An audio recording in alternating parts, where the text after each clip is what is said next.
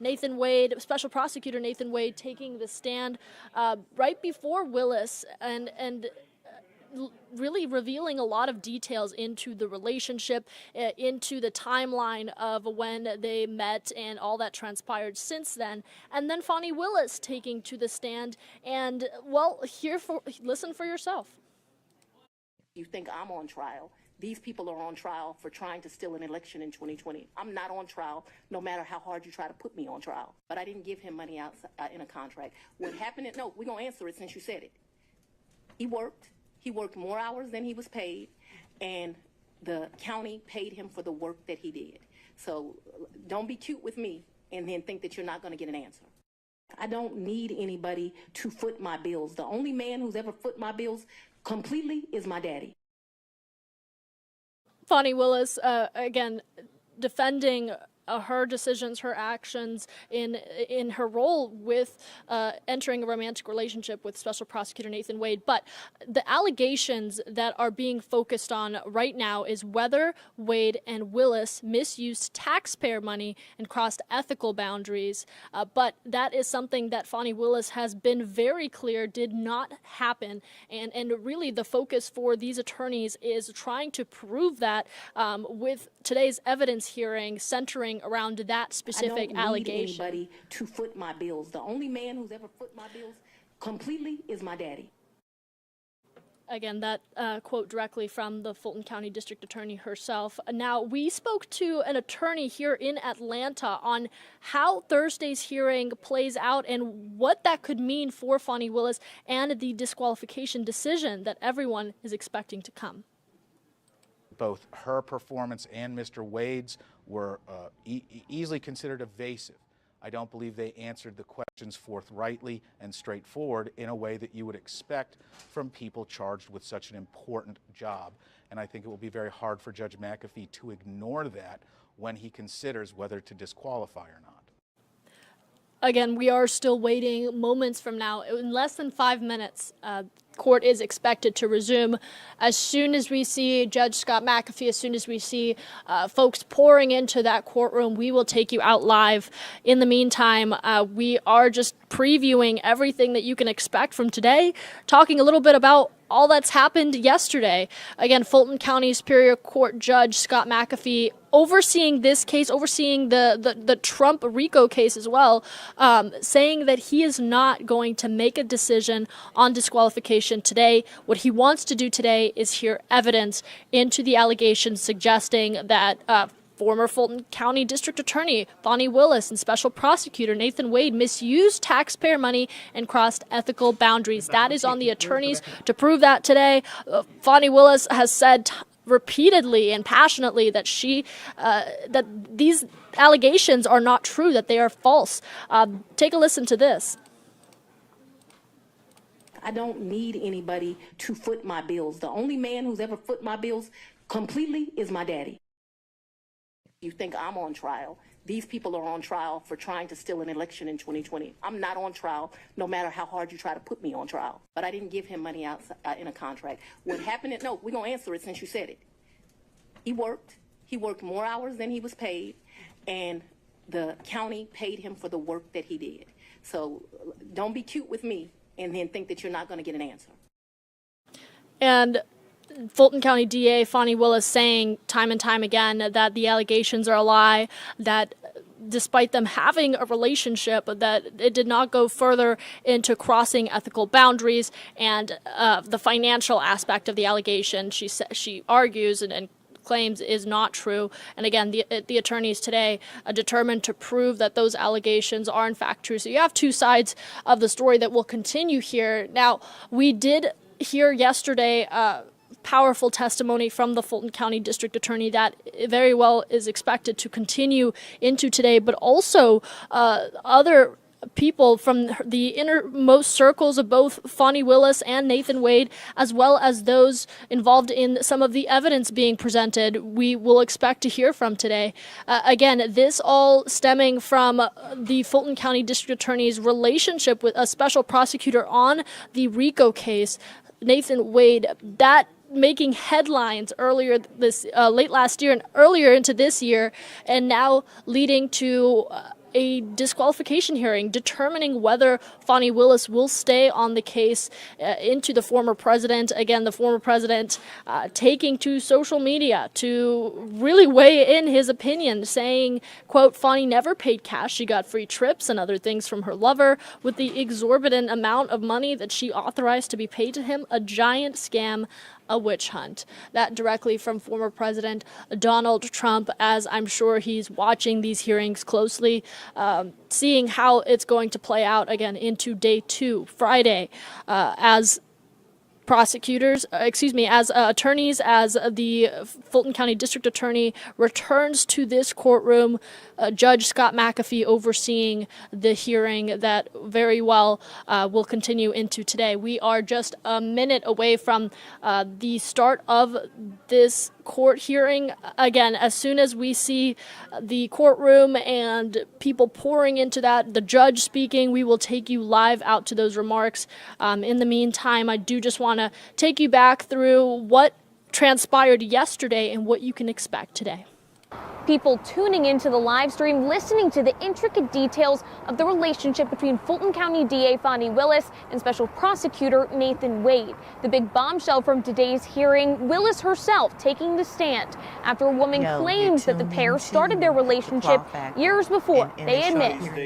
The live hearing will be Yurdi testifying Thursday that the personal relationship between Wade and Willis began in 2019 before he was hired in the election interference case against former President Donald Trump. Say how you feel, because I'm damn sure going to be talking about my feelings. So anyway, see you in a sec. Common among people having a romantic relationship? Hugging, kissing. Nathan Wade maintains the relationship began after. Our relationship wasn't a secret. It was just private. Their relationship is under the microscope because if Willis paid Wade as a quid pro quo, it could disqualify her from prosecuting the case.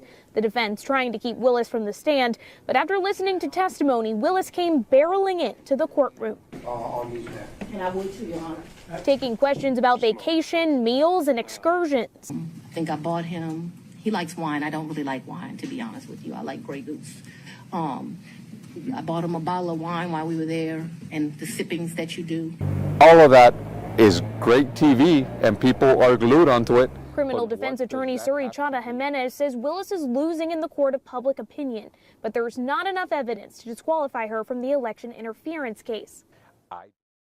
And we do want to take you now live out to Judge Scott McAfee's courtroom in what will be day 2 of the disqualification hearing for Fulton County District Attorney Fani Willis and Special Prosecutor Nathan Wade. Let's listen in.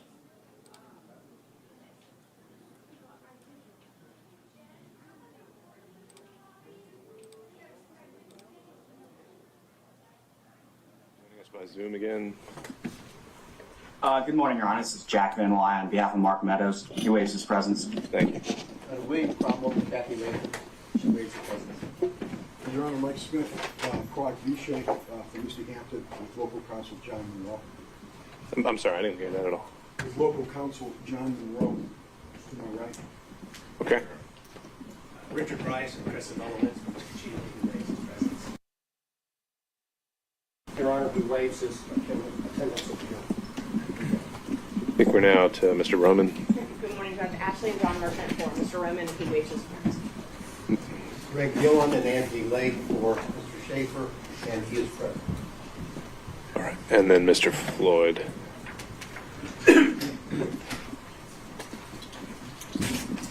All right. Not seeing Mr. Floyd present today or anyone on behalf of his counsel. He received notice that today would resume. And so I will make a finding that he's decided not to attend today's round 2. All right, anything we need to take up before resuming? We have someone from the gallery. Sorry, Robin Martin, I wanted to grab John Dorsey's office. He's sick today.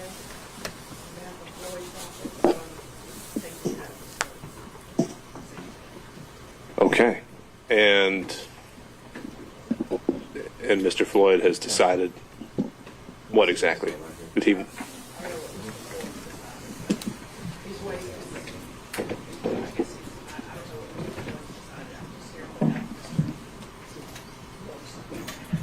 Ms. Cross? It It sounds like it's a deliberate choice for Mr. Morrison not to be present this morning, and the defendant was certainly here yesterday if he joins later. Otherwise, I think we can call that a voluntary waiver. Okay, I agree, and I haven't heard anything else from Mr. Morrison or any other counsel. Is there anything we need to take up before resuming testimony here?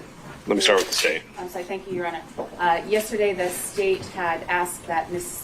Yurdi be, her subpoena be held in case we needed to recall. I let her attorney know last night after speaking to me we don't intend to recall her, and as far as the state's concerned, I know she'd already been released from the subpoena from the other side, so there was no reason for her to be today from the state's concerned. All right, Ms. Merchant, can we excuse Ms. Yurdi?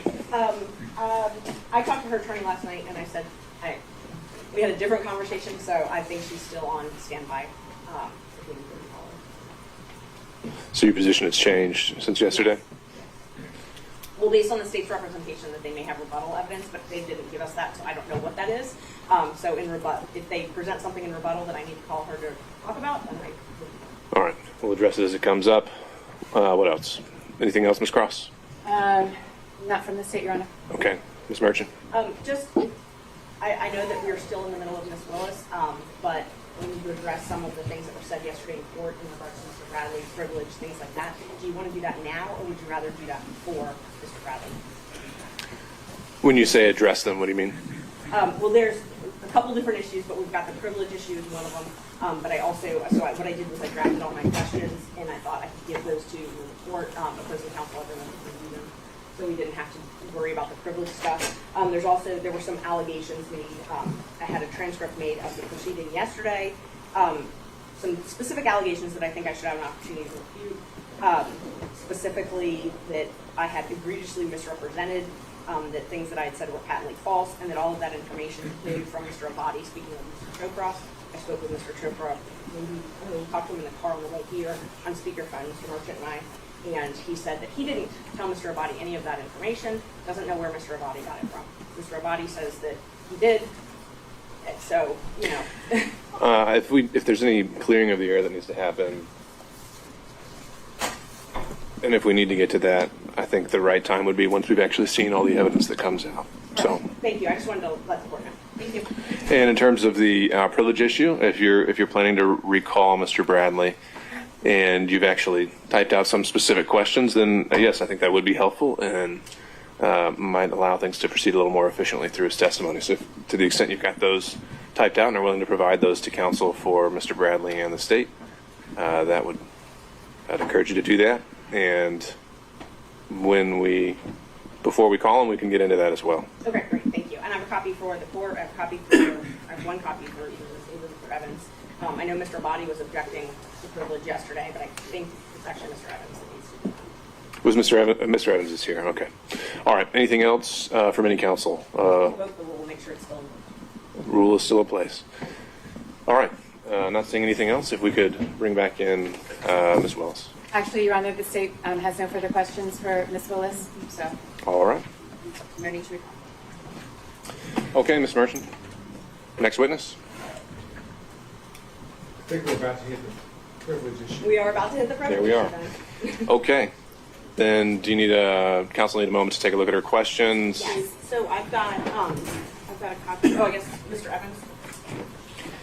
And then do we have Mr. Bradley somewhere in the whereabouts nearby? Mr. Chopra, I informed Mr. Chopra that he's still under subpoena. So well, him and his client. Yes. I'm also with Mr. Bradley, and he's actually not here today. We need you to identify yourself for the record, sir. Nate Van Ward. He's not here at this moment. He has a doctor's appointment that he's currently in as we speak. And his representation is on the way here as well. I'd love to be able to get one of the you have a copy of that? I just need Mr. Evans. Do you have a time estimate of when he's supposed to be here? I have one copy of the questions. Where's the doctor in relation to here? Yes, at the very earliest, you would be free about 10 o'clock, 10 to 10:30. All right, he's currently driving here as we speak. He's at the actual doctor's office as we speak. Okay. And I think the council was informed of that last night, that he would not be here until at the earliest 10:30. All right. I wasn't until 10 or 10:30, but. Sure. Ms. Merchant, other than Mr. Bradley, did you have any other witnesses? Not that I can call before Mr. But I do think we can take up some of the privilege questions. Sure. No, I think we can use this time to do that. So why don't y'all take a moment to look at the questions and then let me know when you're ready to proceed. My part of it doesn't have to do with questions. I understood yesterday. I know these gentlemen are looking at the same time, so you want me to wait until they have a chance to. Well, I think you're about to maybe make a legal qualification here, so why don't we hear what you've got? Right. Yesterday it sounded as if the witness was going to decline to answer any questions at all in relation to communications or observations or anything, be it independent source or otherwise, that took place during the time of the alleged attorney-client privilege relationship, which is 2015, I think, until the present. I understood that as referencing not simply attorney-client privilege communications, but what we commonly refer to under 1.6 as confidences and secrets, which are not covered by the attorney-client privilege and are not barred from testimony or evidence in a courtroom. But it sounded as if the court is going to have to order Mr. Bradley to testify, and then Mr. Bradley will have to take a position of whether he's going to follow the court's order, heed the court's order, or whether he's not. If he does, then we'll be able to get in hopefully to the questions that Ms. Merchant has prepared on Mr. Roman's behalf. If he says, I'm not going to comply, then theoretically we're in a position in which the court will have to hold him in contempt.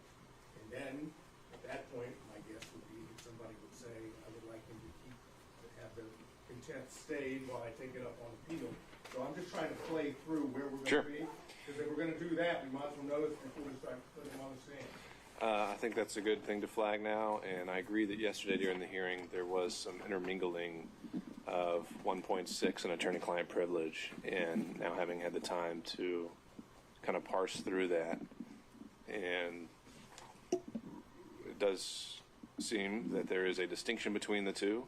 One is not covered by the evidentiary privilege, and pulling the case of Tenet Healthcare Corp., 273 Georgia 206. Supreme Court doesn't make that distinction. So to that end, Mr. Evans, as we work through these issues, I would say that when Mr. Bradley takes the stand, I would be directing him to respond and be responsive to any questioning that may be covered by Rule 1.6. That would be the order of this court. But that still reserves the issue of attorney-client privilege. So as you're reviewing those questions, we'll keep that in mind, and I'll be interested to hear your response. Anything else you think we should clarify before we take a break to look at the questions? Do you have a copy for me? Yes, I do.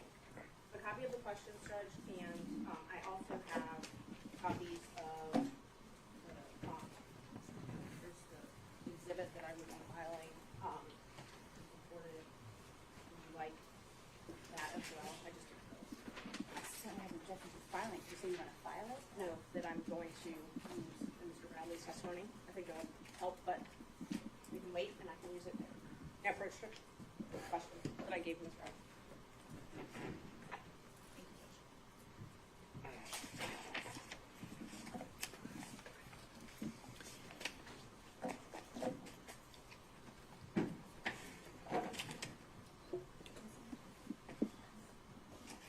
All right, and counsel for Mr. Bradley, I'm sorry, could I get your name one more time? I didn't write it down. Maybe Ward. Mr. Ward? Yes. Okay. All right, Mr. Ward, if we could get some regular updates of where he is and how he is progressing towards the courtroom. And then when everyone has had a chance to read these questions in the interim, let me know and we can take this up. Mr. McDougald. I have a text message from one of Mr. Floyd's lawyers that he's logged in on the Zoom conference, Your Honor. Okay. Is someone joining us by... Thank you. Is someone joining us by Zoom that wants to appear for the record? Yes, Your Honor. Chris Kachuroff for Mr. Floyd. All right, thank you, Mr. Kucherov. And I think we had a legal assistant here announcing on Mr. Floyd's behalf, but I think it would be better to have counsel of record any announcement in terms of Mr. Floyd's presence this afternoon, or excuse me, today.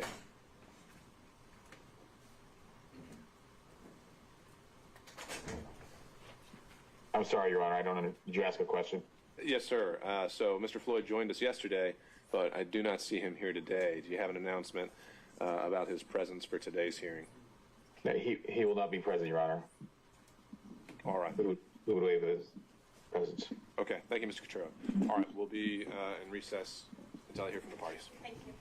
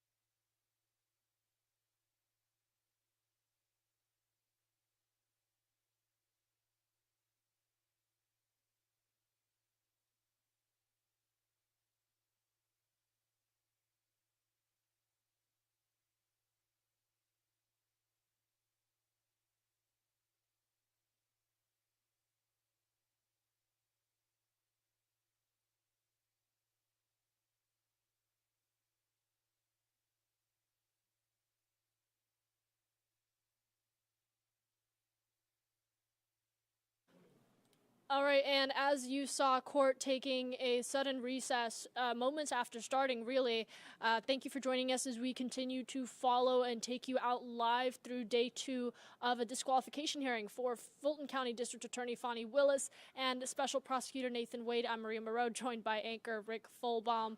Rick, yesterday was something that we couldn't take our eyes off of. Today, a lot of people expecting a continuation of that as evidence is presented, but as we saw moments ago, the judge calling a recess, waiting for parties in this evidence hearing to arrive so that they can proceed. Right. So yesterday was what we used to call must-see TV.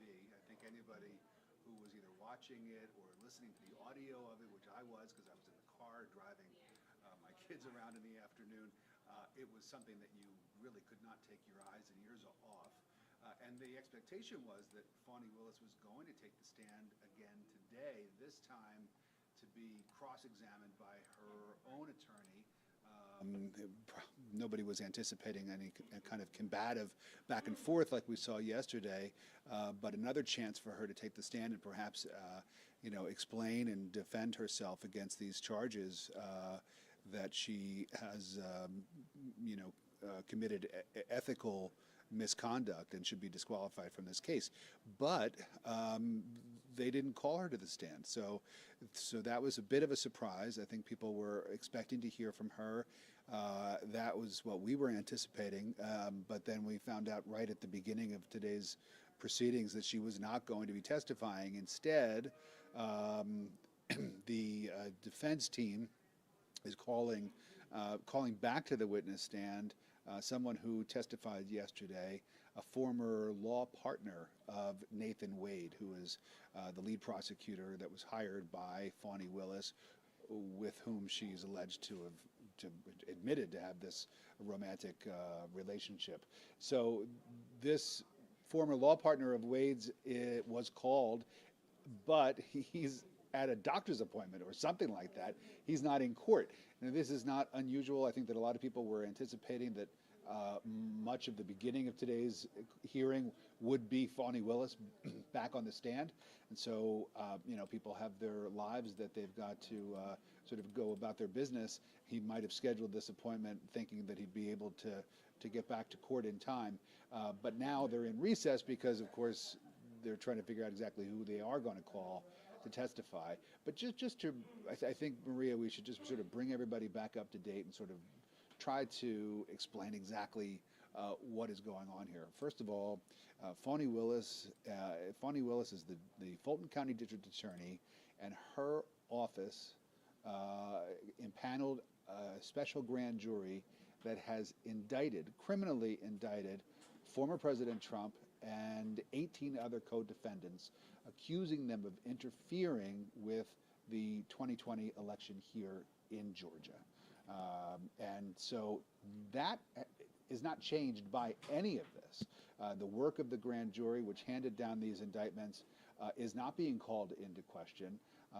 The conduct of the prosecutors working on this case is, with the exception of Nathan Wade and Fani Willis and their personal private relationship, is not being called into question. So, there are these indictments that are still on the table and that are not impacted by what's going on here. What's going on here is an attempt on the part of the defense attorneys for former President Trump and some of the other co-defendants involved in this case to try to disqualify Fani Willis and basically to get her removed from the case. Now, why would they want to do that? Because if she is removed from the case, that means that another prosecutor from somewhere in the state of Georgia would be assigned the case in her place. And there is no guarantee that that prosecutor, whoever it may end up being, would want to go forward with the case at all. There's a possibility that that prosecutor could decide to drop the charges and not to pursue them. And that would be something, obviously, that would be a big victory for former President Trump and his co-defendants. So that's really what this is about here. This is an attempt on the part of the former president's lawyers and the lawyers representing his co-defendants in this case to try to derail this case and basically get it sidetracked to the point where it either doesn't happen for months and months and months, or, Maria, doesn't happen at all. And I just want to show you here former President Donald Trump taking to his platform, Truth Social, to weigh in on Thursday's hearing, saying, quote, Fani never paid cash. She got free trips and other things from her lover with the exorbitant amount of money she authorized to be paid to him. A giant scam, a witch hunt. So he's obviously invested in how this plays out. Weighing in, not being very shy about his own opinion. Now, Wade When is he ever shy? Right, right. Now, Trump's Georgia attorney claimed that Willis failed to provide full transparency in her response into her relationship with Nathan Wade. He also was saying, you know, the motion here is the financial aspect, and that allegation is, I think, what people often lose track of. You know, seeing some of the comment section yesterday with people asking, why is there a hearing into a romantic relationship? Well, it's not exactly that, as you pointed out. This is an allegation into whether Wade and Willis misused taxpayer money and crossed any ethical boundaries in this RICO case involving the former president, and that is what attorneys for the former president are really pushing for and trying to prove this allegation. Fani Willis has come out and many times said this is a lie, this is not true, that the financial aspect and her ethical morality is intact here. So this evidence hearing that's supposed to play out today, Judge Scott McAfee saying he's not going to make a decision on whether Fani Willis will be disqualified from pursuing Trump and the RICO case. He wants to hear evidence today before making a decision. Right. And just to go back to the money issue that you raised a minute ago, because I do think you're right, that's a very important part of this and could be confusing for people because there really are so many different issues at play here.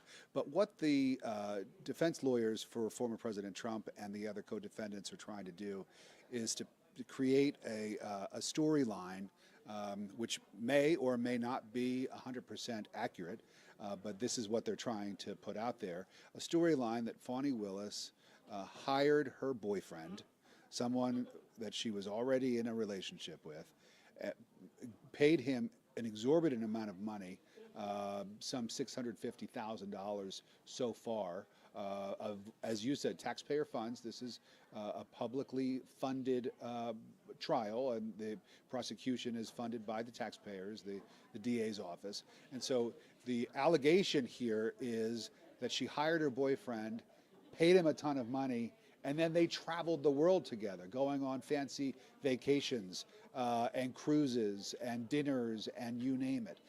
And so that's why the money is coming into play.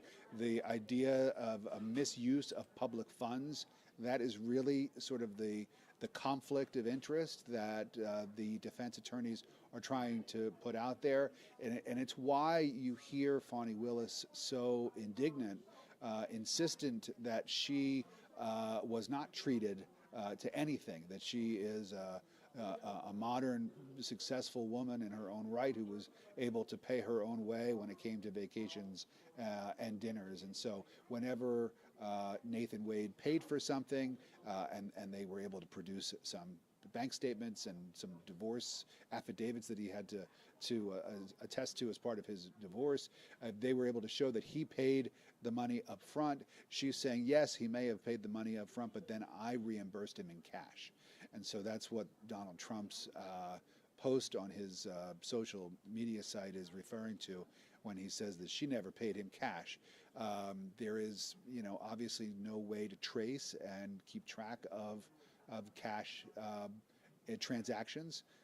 And so, I think that just, again, creates a question in the minds of some, and it opens a door to these attorneys who are trying, again, to paint this picture, to tell this story that they hope will eventually lead Judge McAfee to disqualify her from this case. Because, again, if she's disqualified, It's not as though a different attorney within the DA's office would be assigned to it. A different DA from somewhere else in the state of Georgia would be assigned to the case, not from here in Fulton County. And so that would very much put the entire case in jeopardy, which is exactly what Donald Trump's attorneys and the other co-defendants' attorneys are trying to do. And as you're taking a look right now, this is a live view, by the way, inside the courtroom, still in recess, but you could see what appears to be the court reporter sitting down, and off to the side a couple other members. We just saw the bailiff pass on by, I believe. Talking about the financial part of this, and that was a big part of yesterday's conversation with Willis, saying that in no point did she lend her security team to Wade, and all these other questions that the attorneys brought up to almost explore how funds were used here. She said that she paid him back in cash for any times that they spent together, also calling Wade a world traveler, but herself saying that she never, there was never some sort of questionable exchange of funds involved in their travel together. So refuting a lot of the statements and clearly getting very passionate about some of the questions that were thrown at her involving her financial transactions and her financial spending throughout that timeline. And it is sort of like a Rorschach test, we all watch the same testimony, but I think that different people could walk away with different opinions, different views of what they had just watched and listened to, depending on their own personal background. I think that for a lot of women, and I'm obviously I don't speak for any women, but I can imagine a lot of women watching and feeling a sense of compassion and solidarity with Fani Willis. Here is this woman who is very bright and successful, who has climbed the ladder in her profession and worked very, very hard. And here she is having to answer very embarrassing personal questions about her love life, about her finances, and the like. And so, I think that there were a lot of people watching, and I'm sure perhaps some men as well, who walked away thinking, wow, Fani Willis did a really good job standing up for herself and defending her honor and reputation. And then there are other people who might have watched it and said to themselves, wow, here is this angry woman who is obviously, reckless in her behavior, who created this opening that allows, these attorneys to go after her reputation, to call it into question. Here she was pursuing one of the most powerful people in the world, former President Donald Trump, pursuing criminal charges against him. How could she allow anything to get in the way? How could she? You have to be beyond reproach to be able to stand up and try to pursue somebody at that level. And clearly, she made mistakes in deciding to work with somebody who she was having a relationship with of some kind. And there is some question as to the timeline. Did that relationship start before she hired Nathan Wade? Did it start after he was already hired and they were already working together? But again, it's just it creates this sort of sticky situation that really, I'm sure a lot of people watching and listening were thinking to themselves, why would she let this happen? Just completely unnecessary, like in tennis, an unforced error that she committed here by even opening the door to these kinds of allegations, when clearly she could have hired, just about anybody to take that job. For her to have hired somebody either that she was very, very close with or that she was having a relationship with, it just sort of looks bad. The optics of it are bad. And so, I think that watching her testimony yesterday was very, very interesting. And I know that talking to people about it, because everybody's talking about it, you really do hear people, sort of viewing it through their own personal lens. And so, that's, I think, partly what makes it so compelling and so interesting that this story is playing out. And it's playing out, it's being watched all over the world, and it's playing out right here in our backyard. Yeah, certainly. And I do want to play some of her testimony for you from yesterday, just so you can hear some of the remarks that were made. These people are on trial for trying to steal an election in 2020. I'm not on trial, no matter how hard you try to put me on trial. But I didn't give him money out in a contract. What happened? No, we're going to answer it since you said it. He worked. He worked more hours than he was paid, and the county paid him for the work that he did. So don't be cute with me and then think that you're not going to get an answer. I don't need anybody to foot my bills. The only man who's ever foot my bills completely is my daddy. And again, some words from the Fulton County District Attorney herself as we take you back out here live to this courtroom, still in recess. Judge Scott McAfee saying he's waiting for parties to arrive in this evidence hearing, and that really is his focus today, is hearing evidence before making a decision on whether the Fulton County District Attorney will be allowed to stay on the case or if she's determined to be disqualified.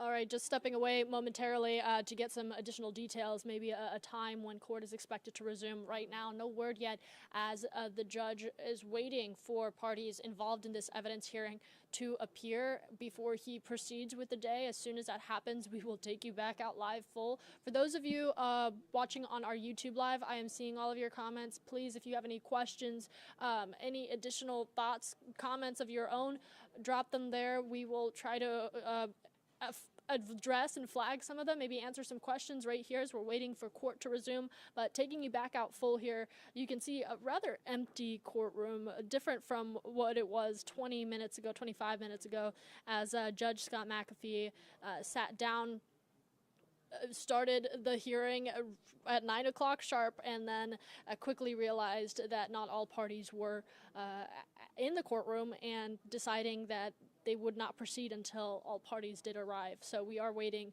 for court to resume any minute now. Again, I just want to take you through some of the details that both transpired yesterday and also have just been developing. Fulton County Attorney Fani Willis accused of misusing taxpayer money and crossing ethical boundaries. Again, that is the center focus of this hearing here, to determine whether that will disqualify her from pursuing former President Donald Trump in his Georgia RICO case. Again, the Fulton County District Attorney is saying that that allegation is false, being very passionate in her response to attorneys yesterday who were questioning her about financial transactions, about her relationship with Special Prosecutor Nathan Wade. This stemming from a motion filed by one of Trump's attorneys claiming that Fani Willis and Nathan Wade took lavish vacations together using Wade's $650,000 salary that he's made over working on the Trump case from the district attorney's office. He also said that Willis didn't have the legal authority to appoint Wade as a special prosecutor, making the investigation invalid. That also an allegation filed in this motion. And then the motion calling to dismiss the indictment altogether, along with Willis and Wade's involvement in prosecuting the case. Now, a lot of people had questions about whether that would throw out the case altogether. What would happen is it would be reassigned to another prosecutor, and then from there, that prosecutor would determine how they want to go about it and whether they want to pursue it to the fullest extent that Fani Willis is pursuing the case. So, check it out. I'm going to talk. I don't know who's out here who could be possibly listening. Really don't care at this point. But what I will say is, in fact, I'm on Twitter right now arguing with you mofos, and you can come on over here and we can get it out. You know what I'm saying? Because the fact of the matter is, they have not, or they did not yesterday. This is why they did not bring Fani immediately back. They have not, and they did not, and were not able to prove on yesterday that they could find the paper trail. See, they couldn't find the paper trail because she said she did it in cash. They're questioning how a black woman has cash. They really are. This just become racist. It's a perspective that where your nigga ass get this money from that you could have cash. Now, do I believe that is accurate? No, of course not. But it's just that the court of law requires for being able to prove that to be inaccurate. And it doesn't, and I have to say, it leaves me with skeptical to being skeptical, can't speak right now, of whether or not that it is true. I have a reasonable doubt. So that is something that I'm saying. And then when they start, but most of the questions was her pussy action, him and her having sex. And that is makes me angry as a woman, because whomever I choose to have sex with, I should be able to have sex with. Do you guys understand that in a very short period of time, that what they're going to start doing is start convicting us based on the fact that we're having sex with people? They've already made it sure that we can't have an abortion when we feel like it with our bodies. So now they're going to tell us who the coop goes to. You see what I'm saying? Do you see how this could start something that we have to stop immediately? If they want to talk about the money, stick to the fucking money. You've already established the relationship. So now, today, I should only see them sticking to their points to proving the crime. Prove the crime. Because so far, her knowing him before she hired him is all you have. And that, I think, speaks high enough. I think that's enough to have her removed. But then that's it. But how she's screwing around with him and all this kind of shit, I think that is a disrespect. And I also find it to be something that I would never approve of someone questioning me about my personal activities. You guys have to stop allowing corporate America or any job that you have think they have the right to know what you are doing in your personal life. As long as you, in your personal life, as long as you are not out here killing anyone or committing crime on someone else's person, then you should not have to answer to any fucking thing that you do with your coochie. Who you kiss, who you have sex with, who you commit adultery with, whom you do all these things with is really your private business. And the only place and the only office in this country where you will be concerned with that really is your president. Let's be honest. So keep that same fucking energy, because this trial ain't going anywhere. And you better have that same energy here on Twitter, on YouTube, that you have right now against Trump and his constituents when they get on, when their trial starts and continue to be broadcast. You make sure you do that. You make sure you come right back here with that same energy. Don't start talking about presidential privilege and all this shit and applying it to his other his co-conspirators. That don't work. So just remember, keep that same fucking energy. Because if that's not what you're going to do, then you don't need to be talking that shit on Twitter. And half of you get mad when someone call you a racist, but then you say racist shit. Bitch, own your shit. Write that shit on your fucking forehead. Bitch, you said it. And stop hiding behind. If you don't have a business like I, then you shouldn't be hiding behind who you are on Twitter. Bitch, you out there talking shit. Stand on your shit. Fuck that job. Fuck who you fucking. Bitch, you said it. You feel it. Stand on your shit. Stand on your shit. That's what I say.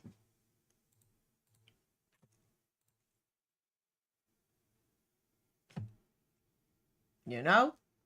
Nobody's playing games with y'all. Y'all think y'all can just sit here and just be racist and start trying to talk about she wrong for this. Ooh. You speaking all these points that apply to your so-called ex-president. And just to let you guys know, I don't hate Trump. So I'm not a Trump hater.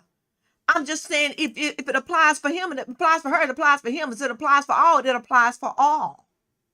I don't have a problem with them kicking her off this job. For the simple fact, I don't feel as if she should have ever had this job. Why would a black woman want to be a prosecutor? For money? That's why she took this job, because the people kept telling her they wanted her to be a district attorney.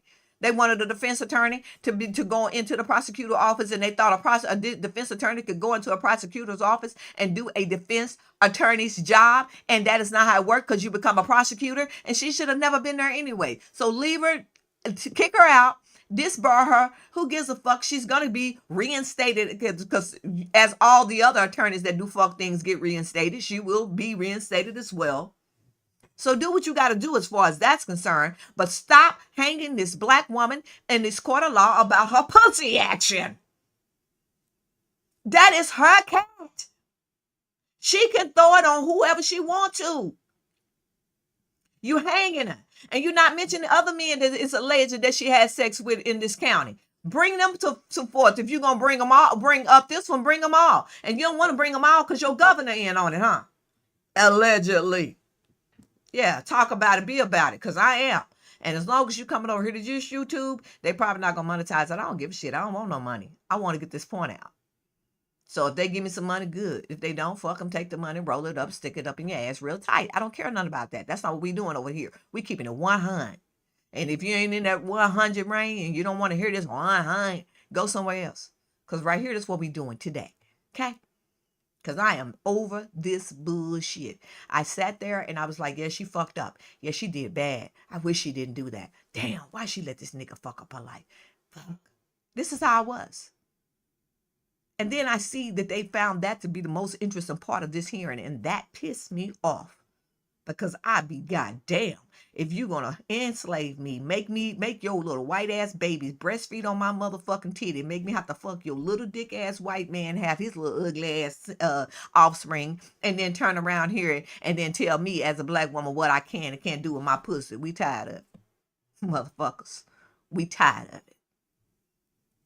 Yeah, shit. Talking about she got another attitude. Bitch, how the fuck you gonna come into a court where you know you got a bunch of hyenas trying to hang you on some bullshit in your personal life, and you ain't gonna come in there with the neck rolled, the fucking attitude, and ready to thump if necessary? Are you serious right now? This is her life. This is her livelihood. These are her kids you talking about. How they gonna eat? And if that's not what you about, then shit, you about something else. You don't care nothing about this woman.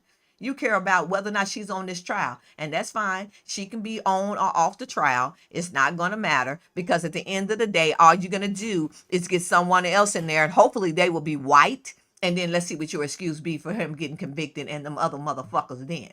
Okay? See if you got that energy then. Because this little shit right here ain't really shit, if you want to be honest, but a hanging and a burden of the stake of a black woman. That's all this is. This has nothing to do with justice. They don't give a fuck about those couple of motherfucking dollars. Quit playing. They just had to give $1 million to another nigga for getting fucked by another bitch in the city of Atlanta. They don't care about that. That ain't a lot of money. That is not what this is about. This is simply about making her look so bad because you can, because it is easy to talk about black women like you're doing on a national stage, and no one comes to rally for her. Even the black women that should rally for her, that may be mad with her. I'm a married woman. I don't want nobody fucking my husband. But at the end of the day, why are we not a woman first? I'm a woman first. So my argument is about the woman first. If that's not what you're doing, then you're doing something different than what I'm into. And so therefore, I'm going to talk about what I'm into. If you don't like the fact that I talk about how I feel about it and the way I perceive it, then shit, that's your opinion, and you have a right to express it.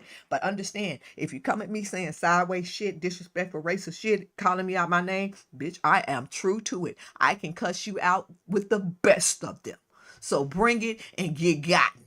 That's what we doing. I'm highly pissed off with this lynching of a black woman on national TV based on her pussy action. Now, if it's different than that, then they need to make me see that it's different than that, because as of right now, that's all it's been. So if you got some evidence, or you got somebody that can say, hey, I know for a fact he paid for this and she didn't pay him back because he told me, and they're credible, then you don't have the evidence to prove this. But because black people in America's justice system do not get fair justice, we understand that you're going to probably remove her off of this case. And we understand that, and we're okay with it. Again, I do not feel she should have been a prosecutor anyway. Black women and black men do not need to be on the prosecuting side. They need to be on the defense side, because nigga, we always on the defense, because we're always under the attack. Prove me wrong on that theory. Don't come talking about no other bullshit, straw man, Barack Obama arguments. We're talking about facts. And factually, we're always on the attack. You motherfuckers always worried about what the fuck we doing, who we fucking, who we sucking, and how much money we got, because you're jealous, because you have no ability to create. You have to mimic and do everything that we're doing. You have no creativity. And to base all your intellect on your American education, which is a offspring of English. It is called the American English because your dumbass white Americans could not speak the original language. But yet and still you want to start telling her about Belize. But a Belize, her not knowing what continent Belize is on, means that the United States of America has miseducated their black Americans. If you white motherfuckers feel as if she should have remembered that part, you should be now saying that we need to make sure the black kids get the same education that our white kids get in this country, because we are not racist if you're not racist. But then again, I think it is pure ignorance when a person is being judged on their words in which they speak that are not so-called correct English, and them not knowing about another fucking country. That's some crazy shit to me. Is it America first or not? You motherfuckers are so fucking confusing to me. Y'all want to sit here and talk about this woman like she is just the worst person in the world, when in fact she is a good person. She's a good person. She's just as good as everybody else. If everybody else is good, Fani is great. Fuck this shit. Shit. And to say that she comes without any problems, or she doesn't have any issues going on, nah, that's not what I'm saying. Not at all what I'm saying, guys. I'm saying that she is a human being, and that she's done things like everybody else, and she's just as good of a human being as anybody else. That's what I'm saying. So we got to get this shit going, because I need to know if they're going to be able to prove their case. Because so far, all they have proven is that she got a coochie, he had a dick, he was married, and he put it in her. Straight up. I ain't heard shit else. Not a goddamn thing that has been proven by them. And all that they do have is what they have.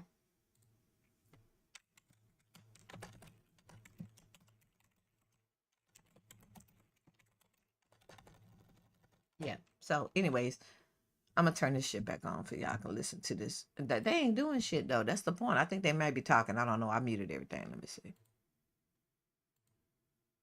Yeah, they're not showing anything right now. So me talking to y'all is actually what you need. So anyways, I'm typing. Let me put my mute on.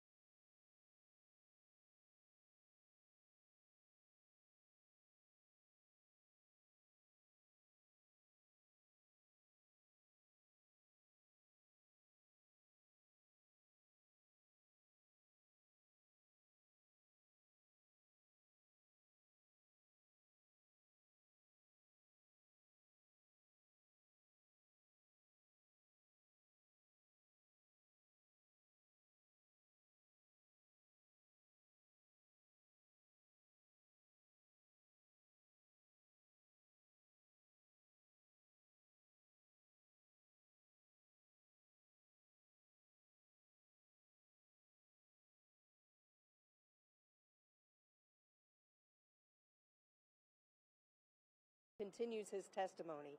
If he does not answer questions under the judge's order, Sorry. the judge will Okay, have so no the guy choice Bradley but to is hold the him last in contempt witness of from the court. defense, That would be and a problem. they are wanting So, him this is going to be to very interesting to see how all of this plays out. they're Clearly, wanting the him defense to and all the attorneys for actually Trump and the co-defendants. okay, here we go. They're wanting him to come back and testify. Now he no longer has. They're going to ask him questions outside of his attorney-client privilege. So now he's going to come back. He's in a doctor's appointment, and they say he'll be there around 10:30. So we're going to be looking to see when he comes. If y'all want to keep talking shit to me, please do so. I'm on Twitter. No, I'm not. I'm on Twitter right now and YouTube. So if you want to talk it up and talk crap, do that. Other than that, and I'll keep talking my shit, typing it, whatever. And yeah, so we wait on this dude to come and do his stuff fizzle. He's gonna snitch, but it's cool. That's what they do. Shit, cooning is real. And so we're gonna see what happens from here. And we'll see in a minute, right? So, you want to know how I feel about it, just go watch my arguments over on Twitter. This is Claw Factor. I'm T-Lady on Twitter, matter of fact. So check my link and shit and find out where I am. But anyways, yeah, we doing that damn thing. And yeah, so I think I'll put my Twitter information in here for some of these people that don't know who the hell's Ice Bees, right? So, yeah. Let me see what my Twitter account is. You can just put in T Linus, I think, and you should be able to find me. Hopefully. T, the letter T, and then a space, the word Linus. And I'm up in there on Twitter and talking my shot. But I got to go back to Twitter right now. So let's see what Twitter's talking shit back. Because I've been going off with these cats. They so ignorant. All right, let's see. Twitter. Okay. Let's see. Ooh, got 8 notifications. They talking shit.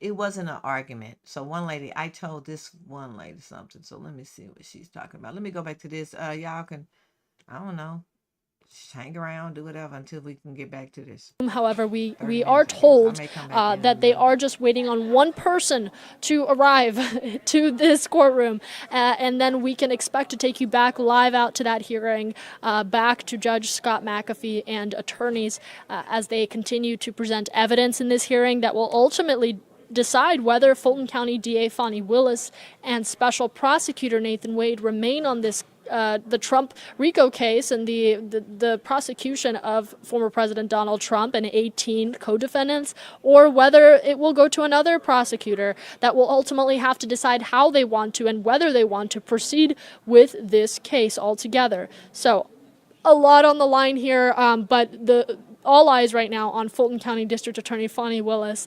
I am seeing a lot of your comments and questions here. As we work to get those answered, you can also go to our website, atlantanewsfirst.com.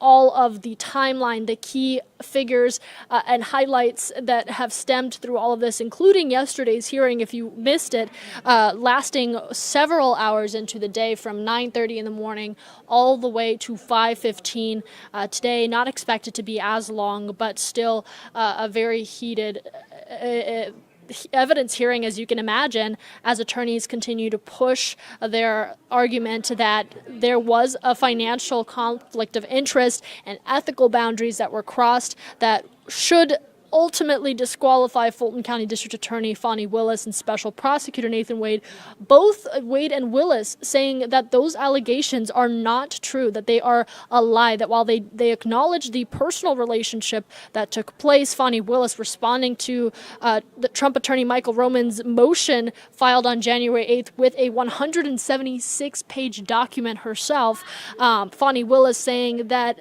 the allegations presented, the line of questioning that attorneys have presented in Thursday's hearing are false. They are, in her own words, a lie. She says that she did not cross any ethical boundaries or misuse taxpayer funds or have a otherwise questionable financial expenditure of district attorney's office funds in connection to her relationship with the special prosecutor on the case. So there is a lot still up in the air right now, and ultimately it will be on Judge Scott McAfee to decide whose argument is presented best and what the decision would be, whether to keep Fulton County District Attorney Fani Willis and Special Prosecutor Nathan Wade on the Trump RICO case, or whether to disqualify them and send that entire case to another prosecutor.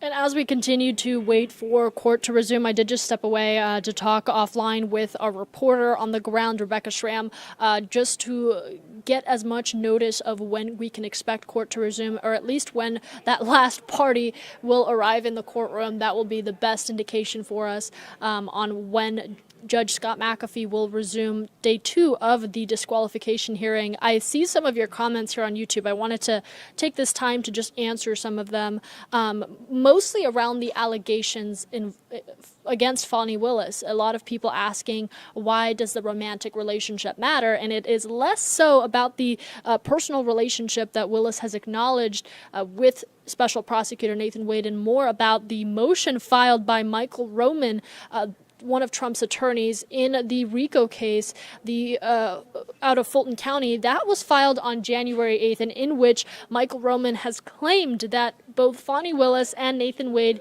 have been engaged in an improper, clandestine personal relationship, as I'm reading directly off of the motion, during the pendency of this case.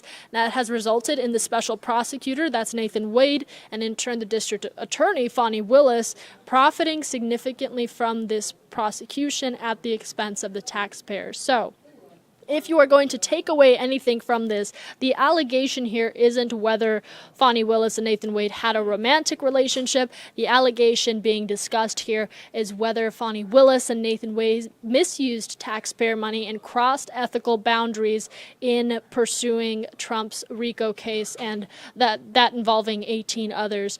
Again, if other defendants were to join Wade's motion, the judge's decision on the case would still have to be whether to keep Fulton County District Attorney Fani Willis and Nathan Wade on this case, or whether to send this to another prosecutor altogether. Now, Fani Willis, in the meantime, has been very outspoken about this situation.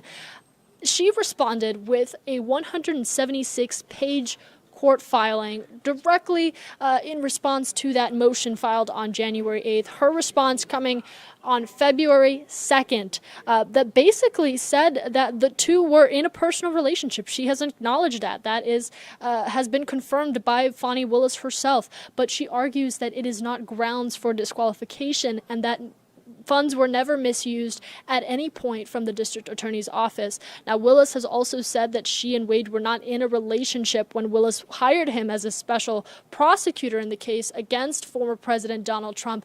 That was back in 2021.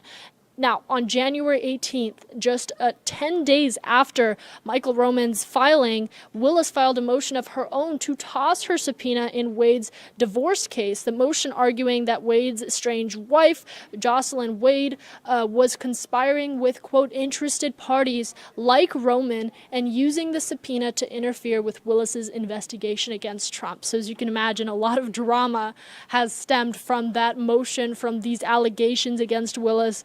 Now, Willis claiming and addressing Wade's marriage and his divorce proceedings, that Wade's marriage was ultimately an irretrievably broken as far back as 2017, before Willis and Wade had even met. So in that case, Willis's testimony would be irrelevant, and the subpoena is only meant to embarrass her. Those were her words, her arguments herself, as she faces, again, from all sides, questions about her role and her intentions in pursuing former President Donald Trump in a very highly publicized and national, almost, at least capturing national attention in her RICO indictments of the former president. Now, meanwhile, I want to make sure we talk about both parties here. Former President Donald Trump and his attorneys have been watching this hearing closely. I mean, former President Donald Trump taking to Truth Social himself to say, quote, Fani never paid cash. She got free trips and other things from her lover with the exorbitant amount of money she authorized to be paid to him.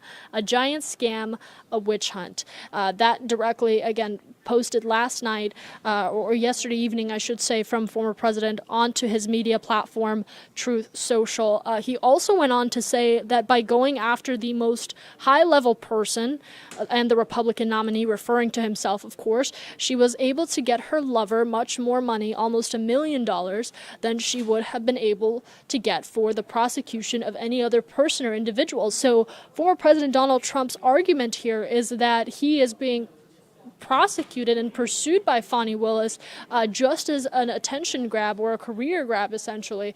But ultimately weighing in that he believes she deserves to be disqualified, of course, because that impacts whether she pursues him or whether another prosecutor will take on the case, and ultimately whether the case will see trial. Now, talking a little bit about Special Prosecutor Nathan Wade, he was paid more than $650,000 by the District Attorney's Office for his work on the Trump case. That began all the way back in 2021. That is directly, according to county records. Trump's Georgia attorney, meanwhile, said that Willis has failed time and time again to, quote, provide full transparency in her response regarding the relationship, regarding the financial transactions. That was center focus for yesterday's hearing, was how the district attorney's office was using funds and how those funds and the spending of those funds played out throughout the timeline of Fani Willis and Nathan Wade's personal relationship. Take a listen to some of what she said. You think I'm on trial? These people are on trial for trying to steal an election in 2020. I'm not on trial, no matter how hard you try to put me on trial. But I didn't give him money out in a contract. What happened? No, we're going to answer it since you said it. He worked more hours than he was paid, and the county paid him for the work that he did. So don't be cute with me and then think that you're not going to get an answer. I don't need anybody to foot my bills. The only man who's ever foot my bills completely is my daddy. And again, Fulton County District Attorney Fani Willis speaking out about the financial aspect of these allegations and questions about whether any ethical boundaries were crossed in the vacations that Fani Willis and Nathan Wade took together, in how district attorney funds were used, how taxpayer funds were used. That is what attorneys in this hearing are trying to prove. All the while, we talked to Atlanta attorney Josh Schiffer on what he thought of Thursday's hearing and how it could ultimately impact the disqualification decision. Take a listen. Both her performance and Mr. Wade's were easily considered evasive. I don't believe they answered the questions forthrightly and straightforward in a way that you would expect from people charged with such an important job. And I think it will be very hard for Judge McAfee to ignore that when he considers whether to disqualify or not. And again, taking you back out live to this courtroom as we are still waiting, now at 10:16, for the return of Judge Scott McAfee and all parties that he said were missing from this evidence hearing. As soon as that last person really returns, we do expect that court will resume. I have been talking to our reporter, Rebecca Schramm, who you just heard from moments ago, standing outside of the Fulton County Courthouse, just weighing in on the moment right now that everyone's waiting for this hearing to get underway, to hear from that last person who heavily tied to and involved in Nathan Wade's divorce, and to ultimately speak on the relationship between Fulton County District Attorney Fani Willis and the special prosecutor and any financial actions that have come out of that. I think, again, making sure that we clarify for you the center focus of these allegations from attorneys is the financial allegations. The attorneys arguing that the two took lavish vacations together and used Wade's salary from the district attorney's office in their relationship, misused taxpayer money, and crossed ethical boundaries. That is what attorneys today are going to be working tirelessly to prove to the judge. That is what Fani Willis and Nathan Wade have said is false and have refuted in their testimony yesterday. For those of you asking if Fani Willis will be returning to the stand, we did not see her in the courtroom earlier this morning. However, that is still to be seen. We have heard from Judge Scott McAfee that he wants to focus today on the evidence side of all of this, that he wants to hear from the innermost circle for both the special prosecutor and district attorney.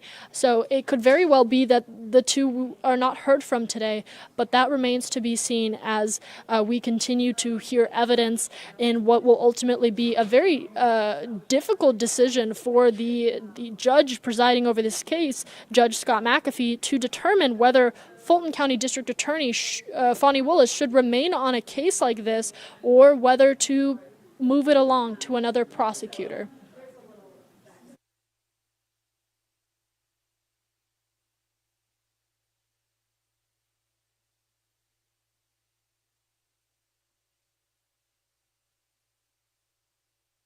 Look like somebody's coming on up in here. Yeah, I'm still here, guys. I'm just waiting on these people to get Mr. Bradley to come into the courtroom. He's about 10 minutes late.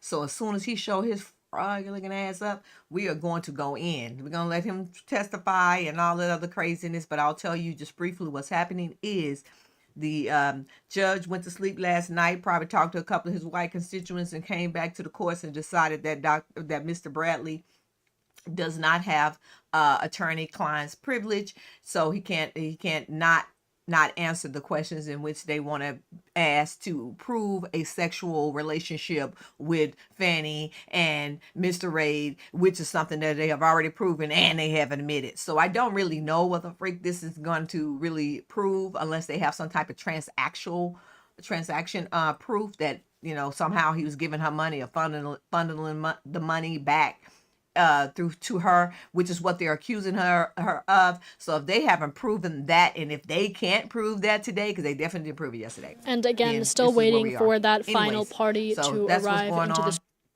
And that's why I'm on mute most of this, but you see that it is being still televised per YouTube, and I'll be back in a few minutes. Soon as this dude gets out the doctor's office and make his way in to the courtroom. We are talking about Atlanta where the traffic is thick, so it could be a little minute, but I'll be back. And if you just keep checking back with me, if you got to go somewhere else and do something else, just come back, because I'm over here talking shit and you don't want to miss it. Because especially if you fuck with me on Twitter, you really don't want to miss it, because all you see is what my fingers do. Now you get to hear what my mouth and my tongue do.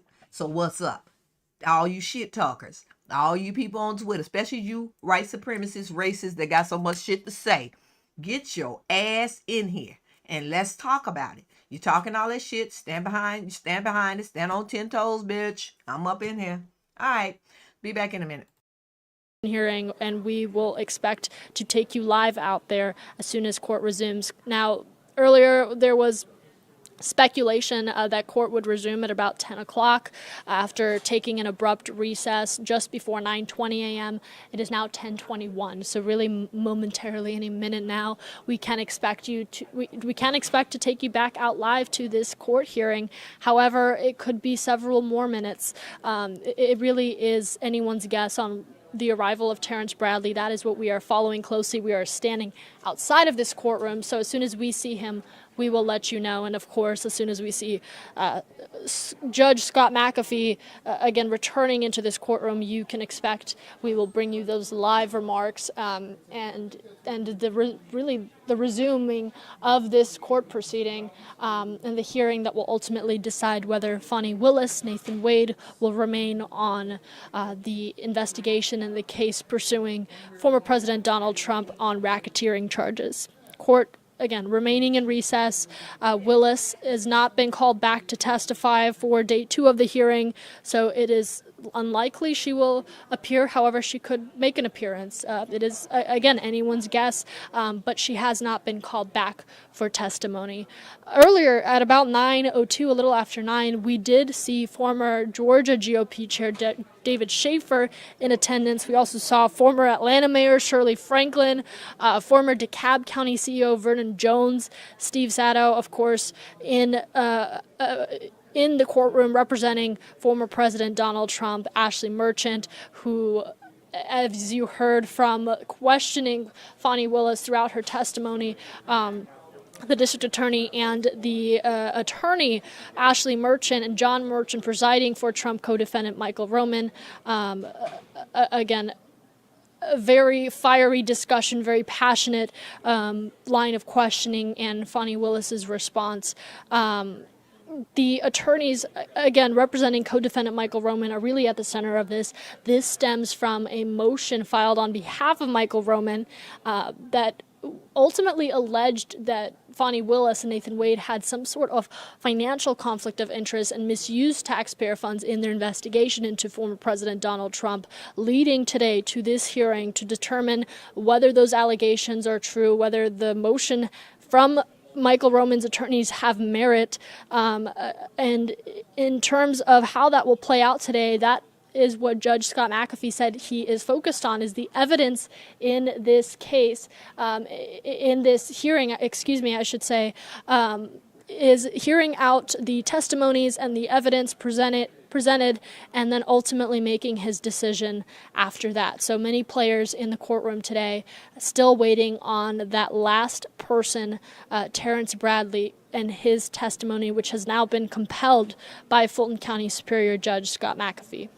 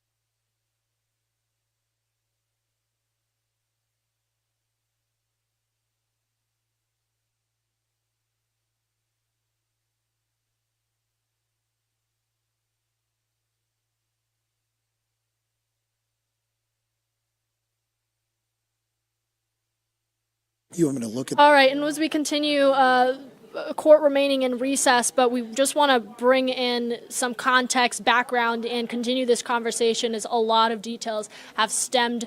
I want to now bring in Atlanta News First reporter Adam Murphy. Adam, you have covered court proceedings, court hearings, this one being historic all on its own, but watching this from a journalistic perspective, from being in Atlanta for so long, I mean, what comes to your mind?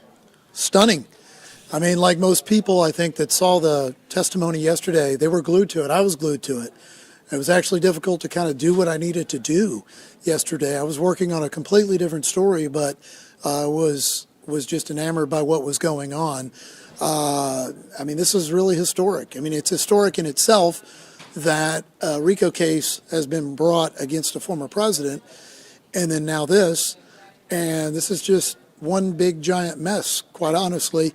I think it's really interesting that we heard the testimony, obviously, of the lead prosecutor, Nathan Wade, and then out of the blue, we weren't expecting the district attorney herself, Fani Willis, to actually come into the courtroom, but I think she was so disturbed and upset by some of the things that have been said, she just marched into the courtroom and took the stand, asked to take the stand. She came in, she was visibly upset, frustrated, somewhat at times, I think I would say a little bit defensive, but yet she wanted to make a point. And what's interesting about all of this is it's going to be a difficult decision for the judge. And I know the judge has said, well, we're not going to decide in the courtroom. I'm not going to come down with a ruling in the courtroom. But really what this all boils down to, it seems like, and there's a lot of, details about the personal relationship that, it became center stage, I think, with a lot of the testimony yesterday. But at the end of the day, this is really all about whether the money that they received, that Nathan Wade received, obviously, to do his job, was used for them to go on lavish trips. And what their story is between Nathan Wade and Fani Willis is that this money was reimbursed in cash. So what makes this interesting is there's really no proof. That's their story. They're sticking to it. One might argue, well, gosh, if you were in a relationship, you guys were going on these trips and you're prosecuting a former president, you would want to have some sort of receipts or documentation to show that you did reimburse money and there was no use of these tax dollars. But at the same time, we're talking about cash, and it's very possible that, she could have paid back the cash, and if she did pay back the cash, well, then it's this thing is not as big of a deal as one might think, and I think she continues with the case if that's true. But we just don't know. I concur That's with what's this so guy and what he's saying. I'm gonna stop him for a second because I told you, mothers, I'm over here on YouTube Live, and so I've been letting this play a little bit. But did you hear this? All you MFers out there on Twitter that's sitting up here saying that they proved their case, they ain't proved shit, but that this woman had sex with a man that was married, and that's some fuck shit to any woman that hears this. This is crazy that you would ever be okay with that shit. But I'm gonna digress now. Outside of that, they can't prove it. Now, let me say something. You got to understand, court is not about speculation, assumptions, and fucking feelings. It's about being able to prove something. You know how they can prove that lady had closed the voting poll office and let the people in the back door with the video? That's proof. You get what I'm saying? What you're talking about this money is no proof. It's proof that she had sex with this man and she probably knew him before she hired him and all that good shit. But that's all the proof you got. And I, as a woman, do not think that I should be crucified by who I decide to have sex with. And you, as a woman, and shouldn't either. And any man should bag the fuck up. It ain't your business. But at the end of the day, we are here to say that Fani is probably guilty of having sex with this guy, and she probably shouldn't have hired him based upon that. But that is all the fuck you got. You don't have no money fraud up in here.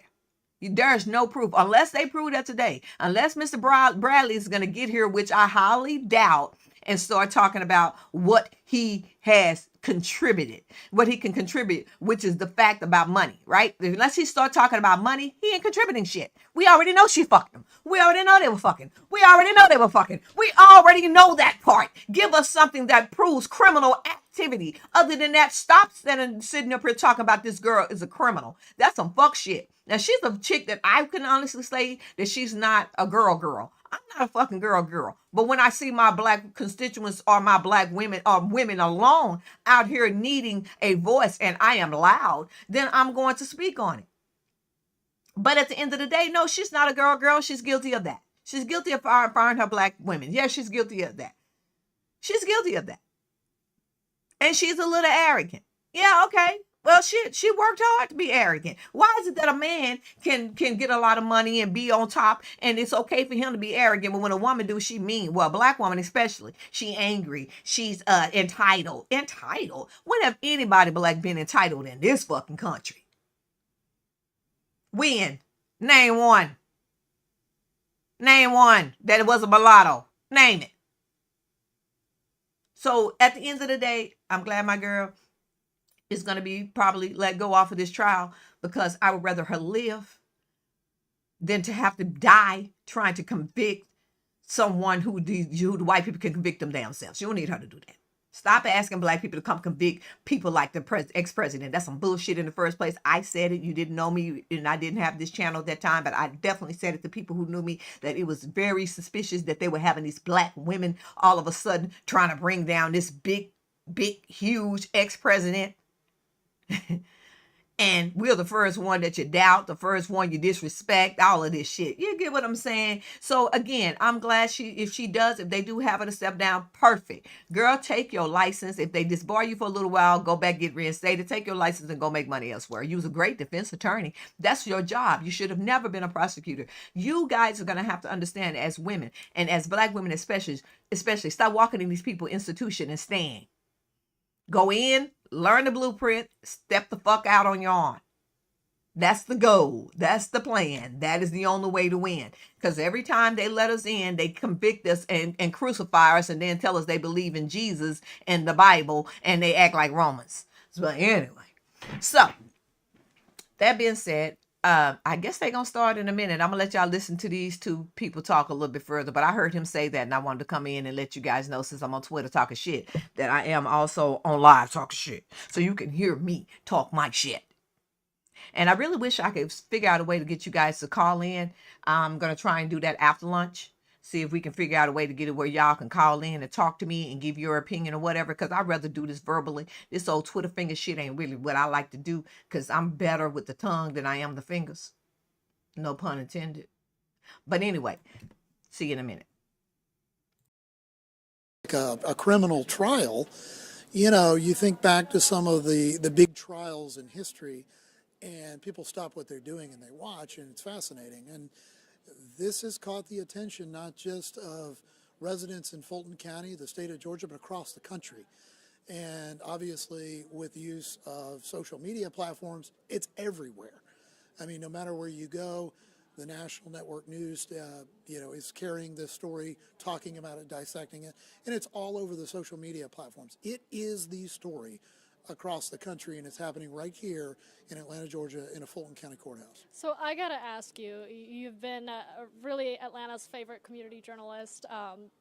You've covered so many stories here locally. There's a profound uniqueness to what we're following today, but does this spark any memories for you? Well, I have to say this. Back in 2021, I believe it was, when Fani Willis was then running for district attorney, and we were still in the midst of COVID restrictions and things like that, I did an interview with her. And I did that via Zoom, and she was she's a politician, so she was running for this position in this seat. And she came across very sharp and kind of a bulldog, which is exactly what, a district attorney needs to be. So I have to say, just from a personal standpoint, I'm a bit surprised by this turn of events in this particular case. I mean, this is, no doubt in her career, really the biggest case. I mean, And it could be considered one of the biggest cases in American history against a former president. It's just unprecedented, right? So for this to all unfold was a stunner, and it's a stunner regardless. But just based on my interview with her and talking to her, I would have never imagined we'd be talking about this today, and this is where we are at. And I think what's interesting here, if she is disqualified, Maria, there's a number of things that could happen. It doesn't mean this case goes away. It could be turned over to the Attorney General, and the Attorney General could appoint another DA to take it on. It could then just, the judge could assign somebody else, I presume, as well, another district attorney. And, that could mean the case goes on, but then it also could mean that if another, district attorney gets a hold of it, they might say there is no case here, or there is no RICO case. Maybe there's a different way to go about it. But this is a significant hearing that is happening right now and can change the outcome of this case potentially. So we'll see how it goes. Yeah, certainly. And I just want to play some of what we saw play out yesterday from the district attorney herself, some of her words and reactions to the line of questioning she was receiving during her testimony. You think I'm on trial? These people are on trial for trying to steal an election in 2020. I'm not on trial, no matter how hard you try to put me on trial. But I didn't give him money out in a contract. What happened? No, we're going to answer it since you said it. He worked more hours than he was paid, and the county paid him for the work that he did. So don't be cute with me and then think that you're not going to get an answer. I don't need anybody to foot my bills. The only man who's ever foot my bills completely is my daddy. So again, some sharp responses. Now you see, they don't like it when black women got daddies. You know that. That's what that was the whole thing, is that they never wanted us to have daddies, right? So they real fathers, not men we call daddies. Those of us. But some of us, not me. I don't call my husband no daddy because he ain't my daddy, my husband. But anyway, we're gonna digress. Now, so that point right there is a very good point. First of all, she's not on trial. She's not on trial. She's in a freaking hearing. So let's get that understood. And yes, they may bring charges on her after this is over, but the only way they would do it is if you get an overzealous prosecutor that decide that they want to try to do this in the name of Trump, because there is no crime here. There really isn't. Not today. They haven't proven it as of right now. They haven't proven this money fraud. But they have proven that she probably needs to be dismissed, and probably need to bring another DA into the city of Atlanta. All of that's fine if that's what the fuck y'all want to do. I don't think she should be there anyway, because again, she's a black woman, should never be prosecuting. Anyway, so that's just my opinion on that. But I think she got him real good. Let him know her daddy. She keep missing her father. And I love that, because you motherfuckers don't want black women to have fathers, and we do. And you lie and say we don't have them when we have them. Now, you can play these games all you want, but she's definitely has a little attitude, because of the simple fact you guys are coming at her front door. You have come into the privacy of her bedroom, stripped off her freaking blanket, and asked her, "What are you doing with your coochie?" And I would come into a courtroom under those circumstances hot than a motherfucker. Probably cussing. They'll probably be finding me and everything. As you can see, I got a loose lip when I'm pissed. So I would go in there and go off.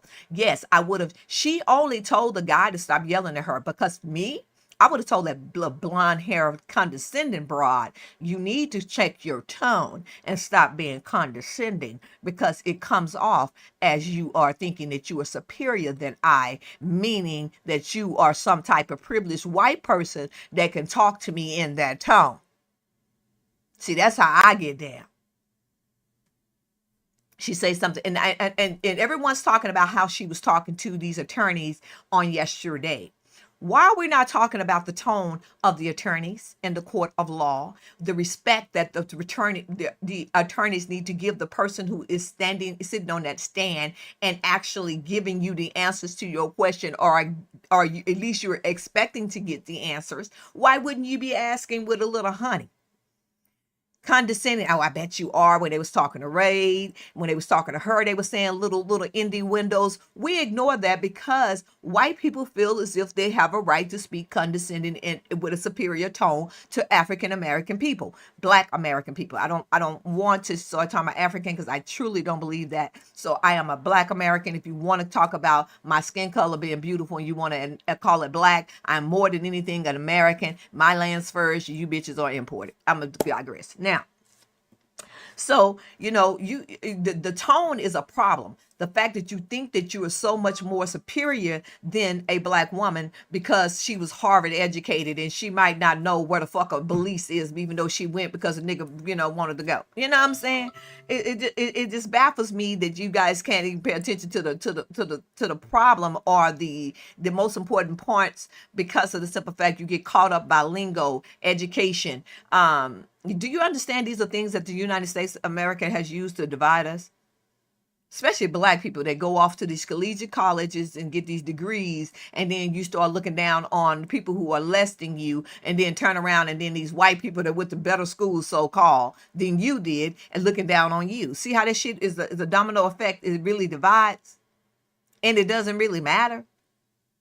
Half of the people that go to college cannot go out and do the job. They have to first go get training. And why the people who didn't go to college are out working and getting the training, they're knowing how to do the job.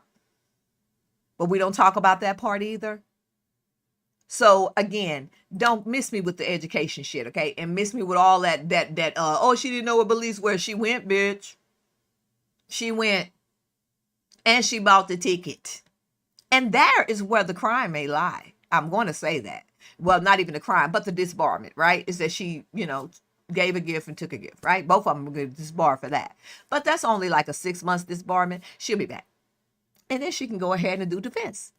She'll be damn good too, because she'll be better than most because now she knows how prosecutors come. I will pay her big bucks. Big bucks. Yes, I would. Yes, I would. If I was to ever walk into a courtroom with a Black attorney, which I probably would not. That's a whole nother story.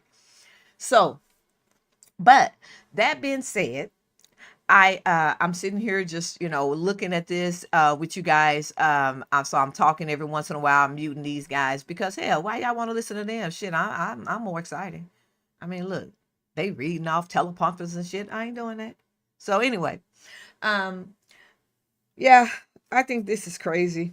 I'm sad. I ain't gonna even lie. I'm pissed off. I'm all this shit because I do not think that, they are always wanting to, they always want to put some type of rights and entitlement on the woman's body. This is not a Black or white thing, ladies. You people that like Trump, you women that like Trump, you like oppression. You. It's not just me and you. It's not me who don't like racists and you who lay with them. It's not that. Here's the thing. We are women and we should be able to lay and do whatever we want with our bodies. Men do what they want with their bodies. Trump has touched cooches and everything, and he has never had to even sit on a stand and testify. And if he did, it wasn't national. I didn't see him testify, and I didn't hear anybody crossing and examine him over and over and over and over again about the same damn thing, beating the horse over and over again for a whole goddamn hour on the taxpayer's dollar. Yeah, y'all ain't talking about that. The justice system is robbing you too, because they got you coming in this just useless ass trial and all of that. So anyway, I think these little mofos are getting ready to talk. Let me shut the freak up. For the past hour, but we're seeing some bodies, some movement, and hopefully Judge Scott McAfee returning to resume court and continuing into day 2 of this disqualification hearing. Adam, before I let you go, any final thoughts? Well, hopefully we get more answers today and more concrete evidence. That's what we need. I think the judge needs that. Because like I said, I go back to the money, and that's what, in my opinion, this seems to be all about. Because if we're talking about, misuse of funds and unethical behavior from the DA's office, that it's all about the money trail. Yep. And so hopefully whatever witnesses are brought today, whatever evidence is presented today, will give us a little bit better look into that and maybe some more answers. And you're right, you can see They're gathering in the courtroom right now. There's some discussions going on. I think that the judge will probably, looks like the judge is probably going to hit the gavel here in a moment and bring the court back into order, Maria. He is exactly Awesome. right. Let's see if they're going to prove it. They haven't proven anything. Live now into this courtroom here as we continue to bring you live coverage both on air, online, right. They haven't proven anything at all. And he is right. That's something that I noticed that your Twitter finger mother ain't saying. That's something that I noticed that all you people that want to drum down the wrong side of this aren't saying. But you know what? Let me tell you something, little prejudiced Republicans. I was never going to vote Democrat this year. Never. But if they put a decent black woman in any of these offices that I need to vote for, she getting my vote. You see how this shit works? You put a woman, matter of fact, she's getting my vote. And the reason being is because you men are trying to control our coochies. I'm tired of this shit. Now, okay, I'm going to shut up and let y'all listen to everybody else. They always showing this black woman here. I don't know why they keep showing her, but her weave is cute. She got that natural weave going down. Her makeup was boss yesterday. Today she look angry. I don't want them showing her no more. Anyway, okay, we're going to get to the business.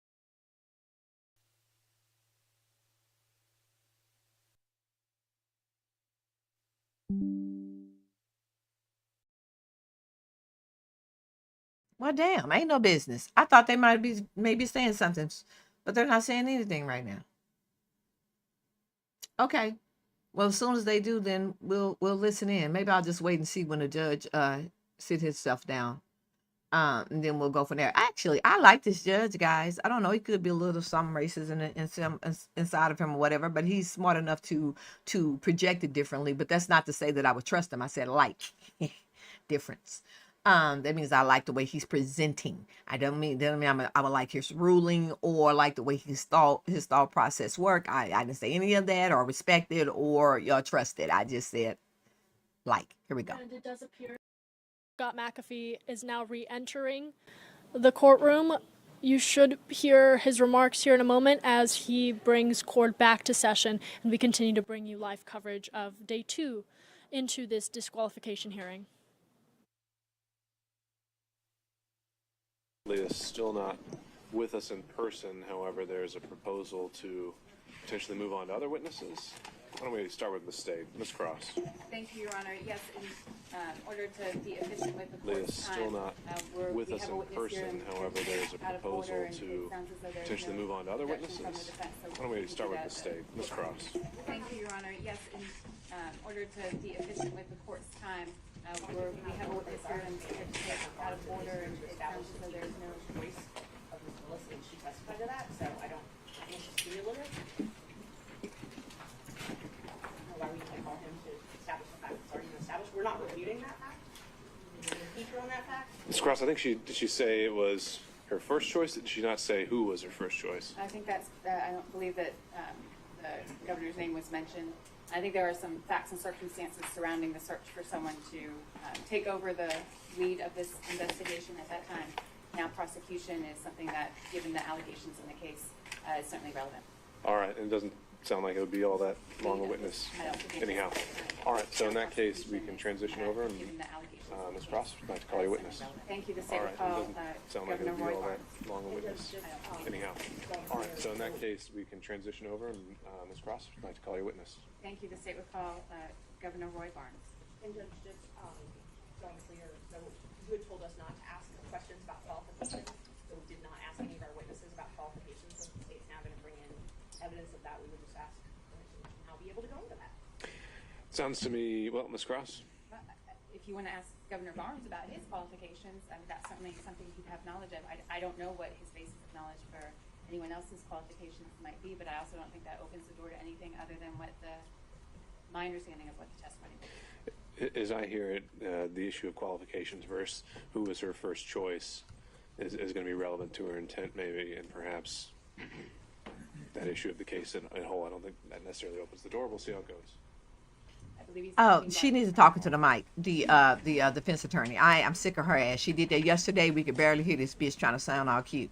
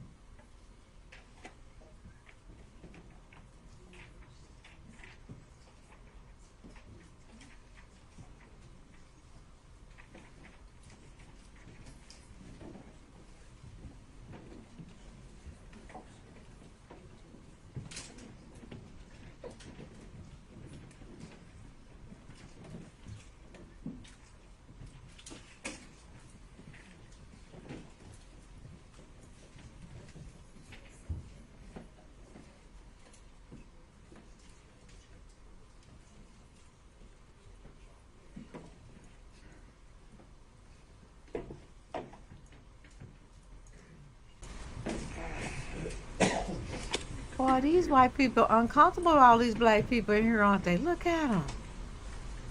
Look at the minorities sitting together. You see this? But this is a beautiful little rainbow. Georgia, they are a rainbow. I mean, and this is beautiful. But let's get this justice on that level too. You know what I'm saying? Ms. Cross, assuming this may be a 10 to 15 minute witness, does the state have other witnesses on deck that they'd like to go forward with as well? Yes, we called to gather everyone we could, so we can go forward with another witness, I believe, after this. All right, appreciate it.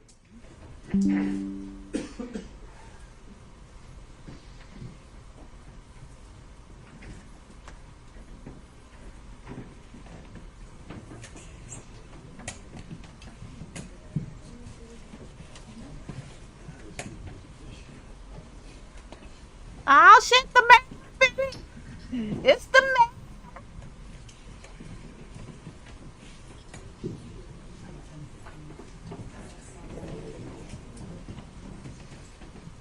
But I don't think he should be there. I don't know. Maybe he'll witness. Sorry.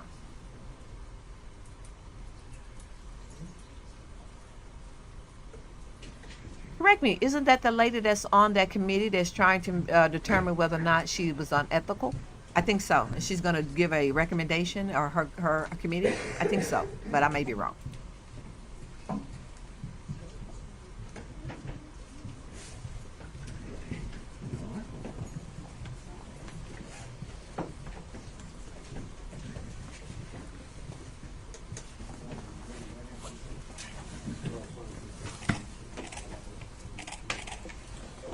I do. Roy Eugene Barnes, Royeugene, Barnes, Barnes. Say, good morning, Mr. Barnes. Can you tell the court a little bit about your background as it relates to your service in public service?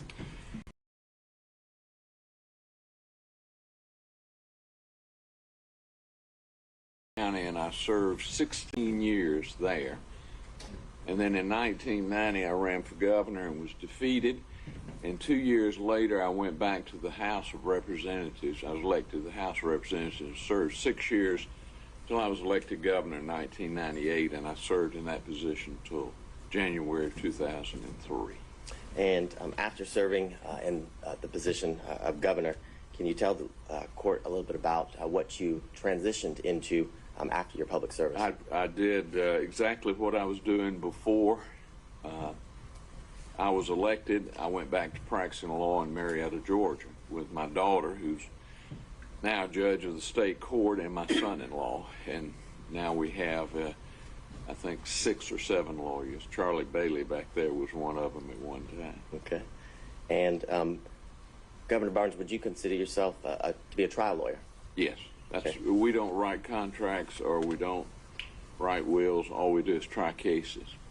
And I want to direct your attention back to 2021, where you approached by the District Attorney of Fulton County, Fani Willis, about being a special prosecutor. I was. I don't recall the exact date, but I know it was sometime in 2021. And she asked me to come down, and I met with her and Nathan Wade, and there were several other in the meeting. She asked me, said they were beginning this investigation, and she asked me if I'd be interested in being special prosecutor, to which I replied that I had mouths to feed at a law office, and that I would not do that. And also, I just had a bad, well, I won't say bad because it happens from time to time, but I just had the FBI to report a fella, militia trainer, to me that said they were concerned that he was making threats against me. And because I thought it was because of the flag, but I asked him and he said, no, it was because I was too close to the Jews, quote unquote. And I told DA Willis I'd lived with bodyguards for 4 years, and I didn't like it, and I wasn't going to live with bodyguards for the rest of my life. Ultimately, you turned down. Yes. Yeah, I told her. I said, I'm not interested. Nothing further from the state. Ms. Murchie. Morning, Governor Barnes. Morning. How are you? Just fine. How are you? Good to see you. Good to see you. You said it was sometime in 2021. Do you remember I think if it it was early? was. I don't remember the dates. They all go. I could look it up on my calendar at the office, but I don't have that. Well, I want to ask you about some statements that Ms. Willis made March 28th, 2021. She was talking about assembling a team for this case. Are you familiar with her work assembling a team for this case? Well, I assume that's what she was talking to me about. But besides that, I don't know. And I know you had said you had a meeting with some folks, and Mr. Wade was at that meeting? Correct. Okay. So he was with the district attorney interviewing you about taking this case? Well, of course, I know Nathan very well, as you do. Yes. And I exchanged pleasantries with him, but the conversation was with Ms. Willis. Okay, with Ms. Willis. Were you aware at the time that her team consisted of Brian Watkins, Megan Vargas, Sonia Allen, Shannon Trotty, Sal Chan, and John Floyd? She had reported that was her team on this case. I know John Floyd was involved, and she probably told me the others, but listen, I barely remember what case I tried last year, much less every word that was said in the conversation. I understand, fair enough. But she said she was looking to hire more lawyers and investigators to work on this case? She told me, it was to me, she said, would you be interested in being special prosecutor in this case? And I gave the reply that I've already known. I mean, about hiring other lawyers or whatever, I don't know. All I can testify to is what she told me. Did she tell you at all why she wanted to hire special counsel and not use someone who was an ADA, not have an actual employee? No, she did not. I mean, we did not discuss that, and but I would assume it was because in a case as big as this that you'd have to have some decision help. I know John Floyd has been in some cases over the years out in Cobb County, for example, and others.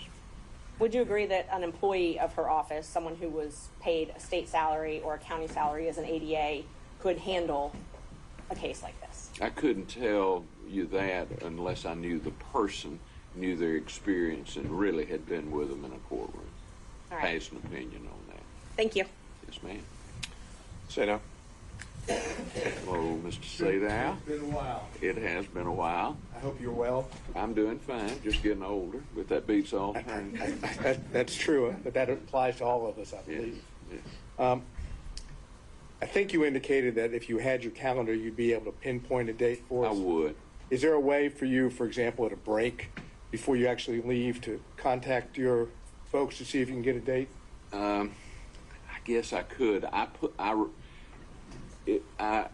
don't know how far back we archived those, but I assume I could. Would you be willing to give that a shot for us? I mean, I'll do whatever the court instructs. So if I ask the court and the court says go ahead and you could do it, that's all right? I'll do whatever the court instructs. I hear you. And you should too. I try to live by those words. I'm not always successful, but I try. If I pinpoint a date, for example, I think the record is clear that Mr. Wade was hired for the position on November 1 of 2021. Does that help you at all? No, it does not. Okay. Then let's go to the meeting. It sounds like it was just one meeting. Yes. And could you tell us where that meeting took place, if you remember? It was in the conference room adjacent to the district attorney's office. So it was in this, or the adjoining building? It was in the Lewis Slayton building. And District Attorney Willis was there, obviously, right? Yes. And Mr. Wade was there? The best I recall, now I could be mistaken about that, it's like anything that far away, but that's my recollection. Do you have a recollection of anyone else being present? Yeah, there There was some other folks, but I don't remember. Do you remember, were you introduced to Mr. Wade by anything other than you already knew him? Was he given a title or anything? So at least as you're there, if I heard you correctly, Miss Willis did all the talking, Mr. Wade did not. I mean, we exchanged pleasantries, but as far as the basis of the conversation, the reason I was there, Ms. Willis did the talk. And would you be able to give us an estimate of how long this meeting lasted? Just rough. Probably an hour.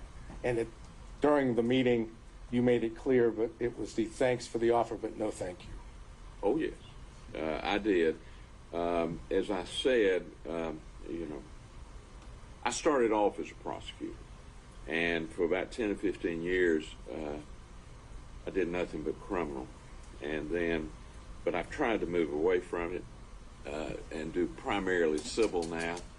Mr. Gillen and I have done some white-collar cases over in federal court. I've got one over there right now.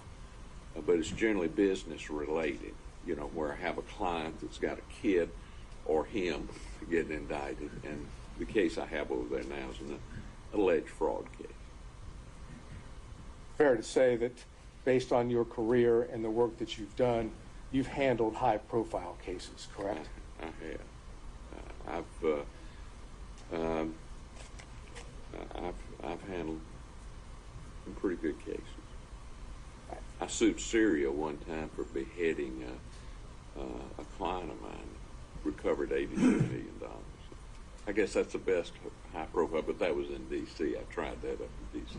And what would be considered complex cases, you've handled those as well, correct? Yes. I mean, we regularly do mass torts, class actions, business torts, breach of contract, and most of those are complex, requiring many experts. We also do malpractice. I did malpractice defense for about 25 years, but since I've returned from the governor's office, I try not to represent an insurance company anymore, and I just tried a malpractice case before Judge Edlin in November. And those are complex cases because of the type of, medical knowledge and that you have to have, and also because of the many experts that you have. Thank you. Did Miss Willis, and this is the last question, did Miss Willis tell you why she had sought you, why you had been her choice? No, I hadn't, but, I get consulted fairly often on major cases. Would you believe, based on circumstances in which you were given the offer, that it had to do with the fact that you had handled complex and high-profile cases in the past? It could have been. I know her very well. I tried a case against her.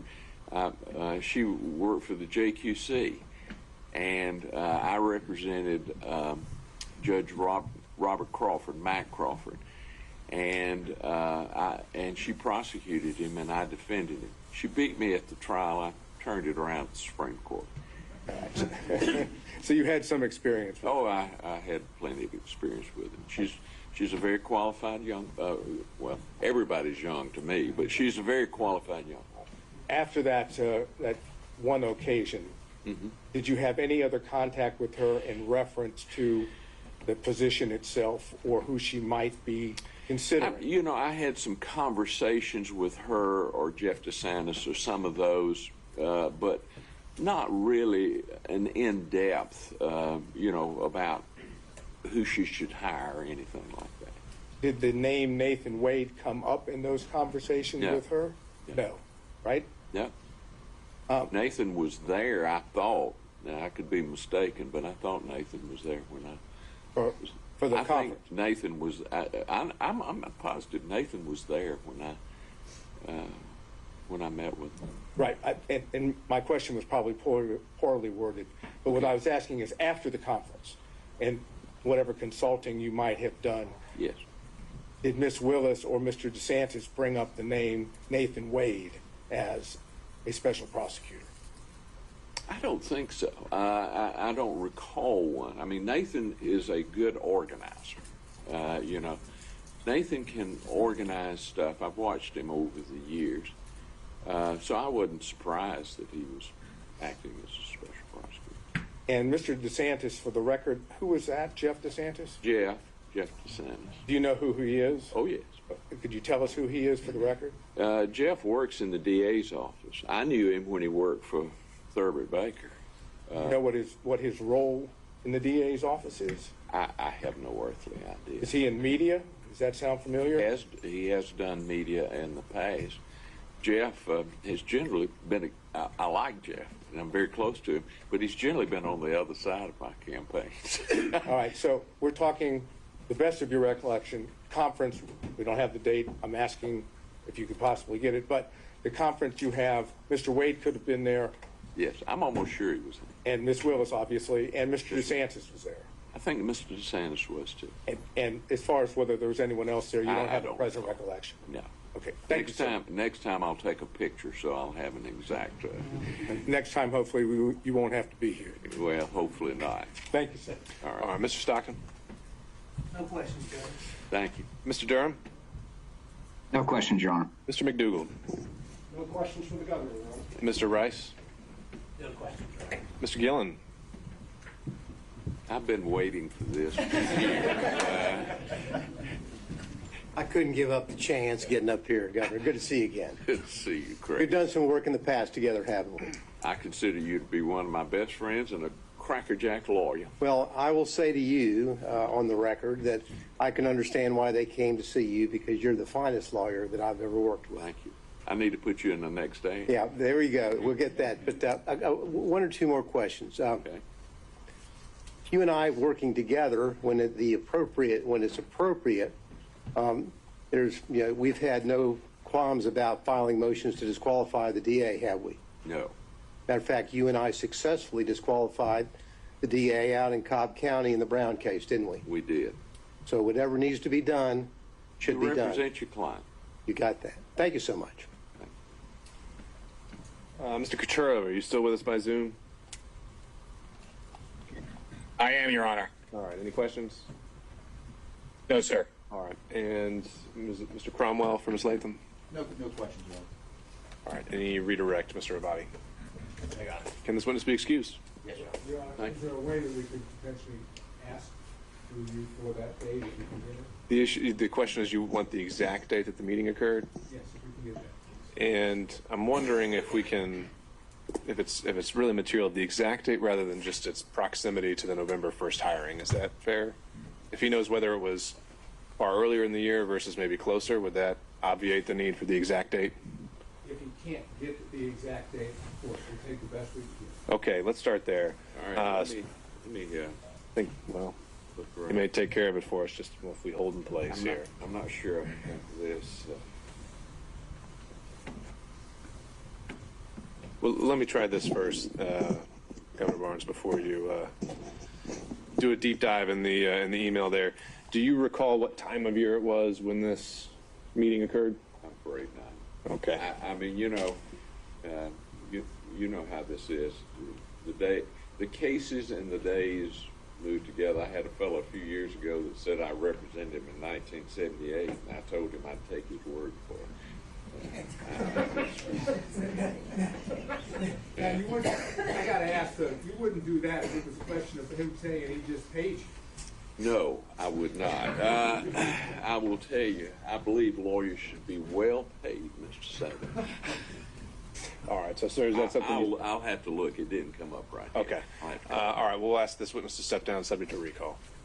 And that might be something the state can present with stipulation as well. All right, thank you, sir.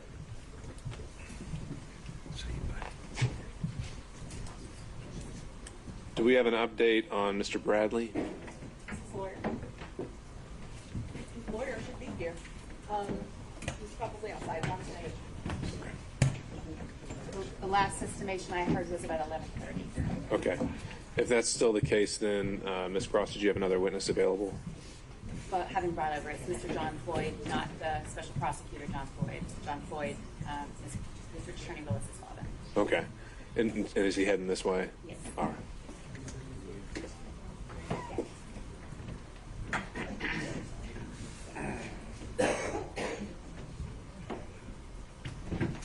Who's that lady, Harpo?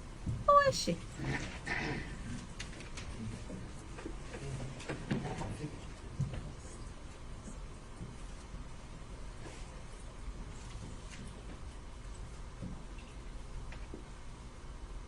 Well, anyhow.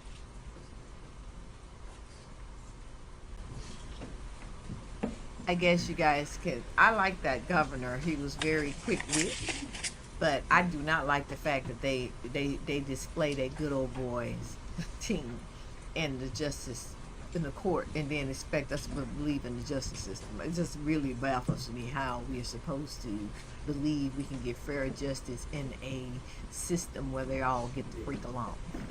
Come on.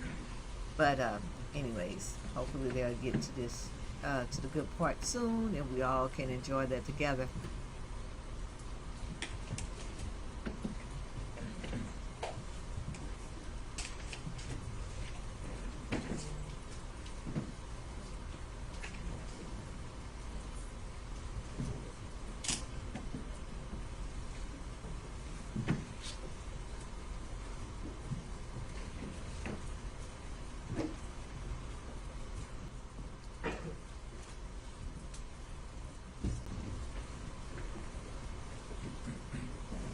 Alright, so they still waiting on whoever, whatever. Bradley, when they stopped and got him some breakfast, I guess, he was like, fuck them, I ain't coming in right now. I don't know. But anyways, nothing has happened yet, and, you know, Mara Dixon was there, and he just left. So I think he just came to see the governor testify. I don't know. But anyways, of course, when he came and he left, I don't know what happened there. But anyway, I'm interested in this because I don't really, I guess the attorneys for Fani called that last witness, and they did that because they're trying to prove that she did actually ask other people before she went with Nathan to be the DA, I think. But in his testimony, he mentioned Nathan being there, so I don't know. Mr. Ward, we're just holding in place for taking witnesses out of order. Do you have any updates on Mr. Bradley? Yeah, so that's just one. So let's see. May last few more hours. However, he's going to make himself available for Zoom if that's possible. This is the easiest way to provide his testimony. All right. Ms. Merchant? I was outside looking for them. Sure. We found them. I'm sorry? So he has asked whether the defendants would accept his testimony by Zoom. As long as I can show him documents if he needs his memory refreshed, then that's fine. It is not with us. It is not. With due respect. Yeah, the state would have an objection to this witness not appearing in person. Understood. All right. Mr. Ward, I think we're going to need continual updates from you, and also some kind of expectation of what this afternoon is going to look like. I was never informed of a medical appointment, and I think the notice in this hearing indicated it would last at least 2 days. So right now, I think he's in violation of his subpoena. Again, Your Honor, I believe that the counsel's given notice of his doctor's appointment. He missed one yesterday. He took a stand yesterday. We was hoping that he would finish his testimony yesterday. I stayed here all day. This appointment started at 9, and it's out of his control with regards to, again, the issues involved with it, as well as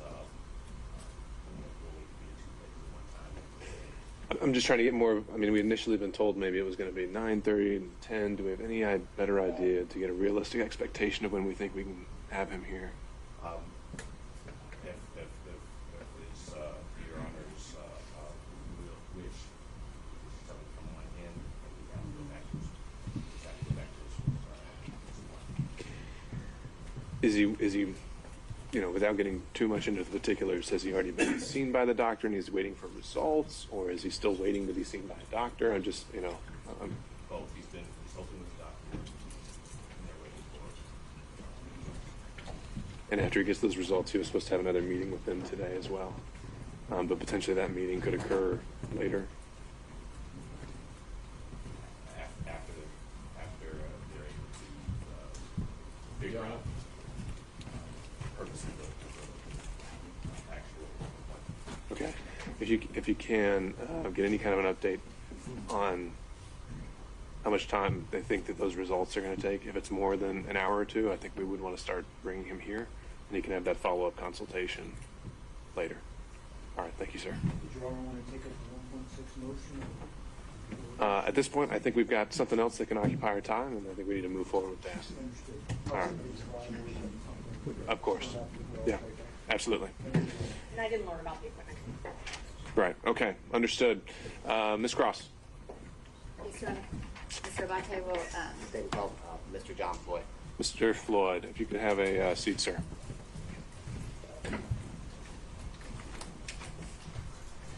May I approach the witness quickly? Just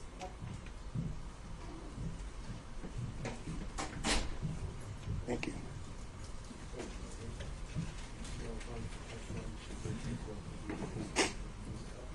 I do.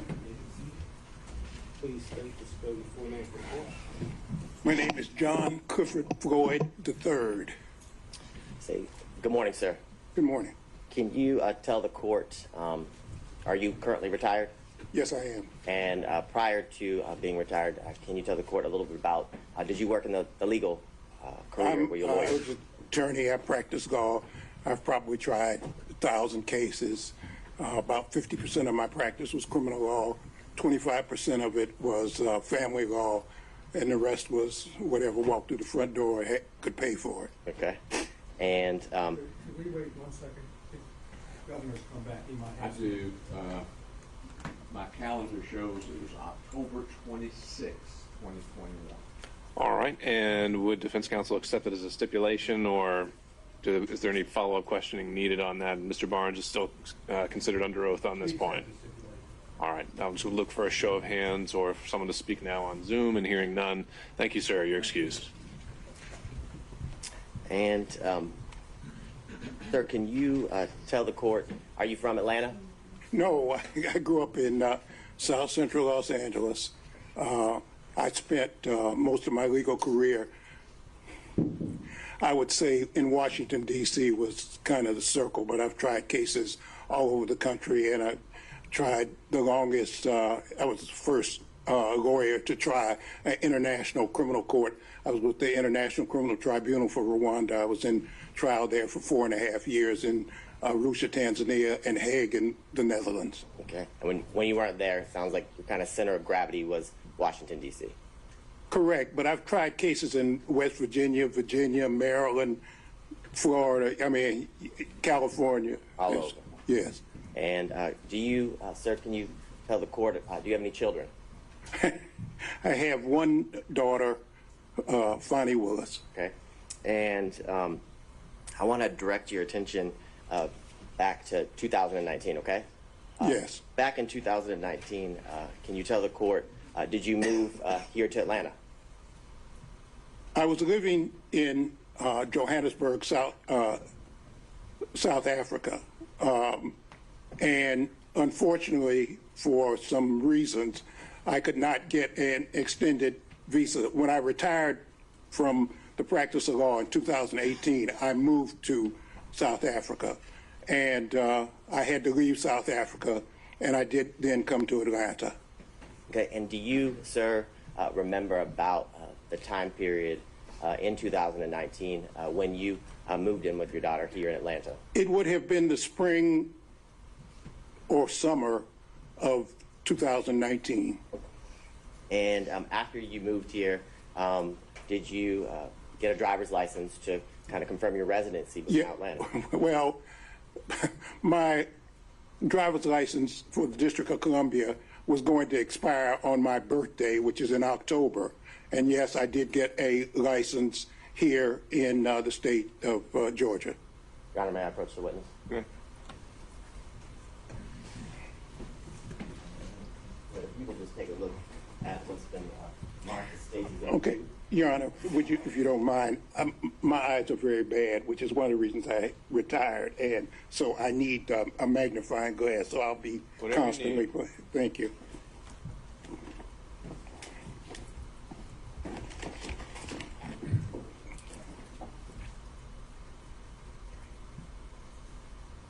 Yes, I see it was issued on 9/28/2019. Okay. So before we get there, do you recognize State's Exhibit 2? Yes, just my driver's license. And is State's Exhibit 2 a fair and accurate copy of your physical driver's license? Absolutely. This time, Your Honor, the State would tender what's been marked as State's Exhibit 2 into evidence. No. Seeing no other objections, it's submitted. State's Exhibit 2 is submitted for the record. Now, and for the record, Your Honor, the State is going to supplement State's Exhibit 2 with a redacted copy of the license. The current copy is not redacted, with the address and things of that nature. All right. And do we need to mark that differently in any way? I will mark it as State's Exhibit 2A. Perfect. Now, you talked about when your driver's license was issued. Can you tell the court when was that driver's license here, your Georgia driver's license issued? It was on 9/28/2019. Okay, so September 28, 2019. Now, when you moved into District Attorney Willis's home, who lived there? Well, my daughter lived there. I lived there, and from time to time, my grandchildren would come. Okay, and did your grandchildren, were they at school coming and going? Exactly. I think they were in school in various jurisdictions. And during the time, how long did you live at or with Miss Willis and at her home here in Fulton County? She was forced to move after she was elected. I don't know if you want me to go through the whole thing, but that, Your Honor, if Your Honor will indulge me. After she was sworn in on January 1 of 2021.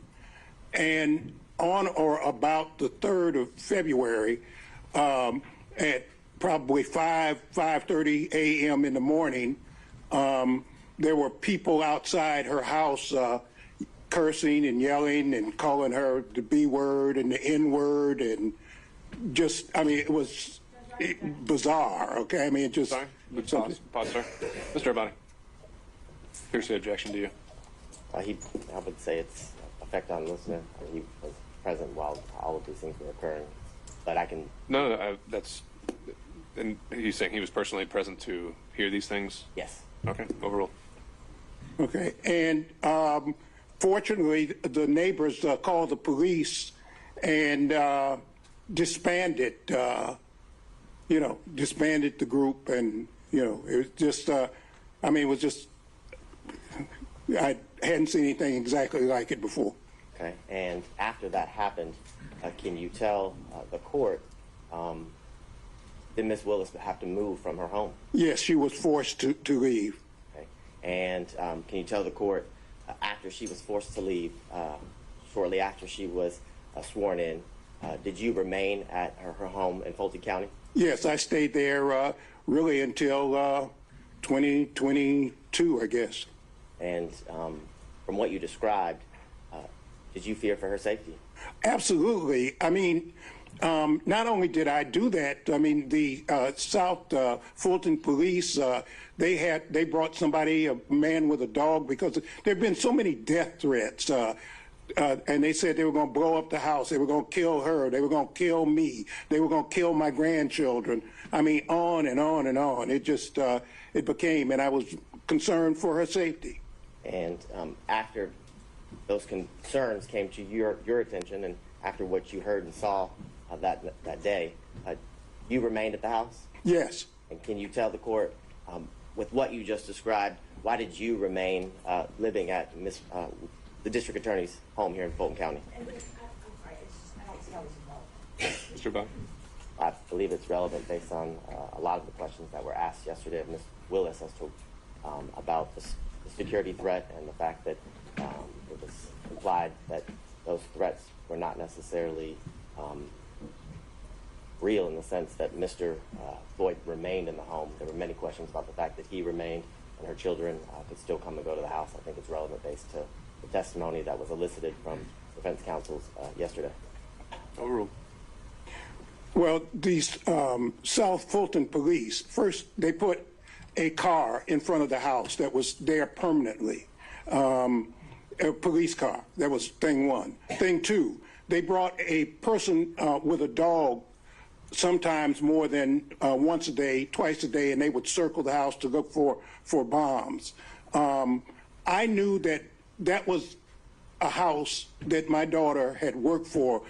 It was a brand new house. She's the only one who had ever lived there. It's a 4-bedroom, brand new house, and somebody needed to protect the house, and I stayed there to basically take care of the house, to take care of the yard, to take care of that. Also, somebody sprayed, again, the B word and the N word on the house, and I don't think my daughter even knew that. I cleaned it off and called the police, and South Fulton police, they have, I'm sure, all the records of all the things that happened.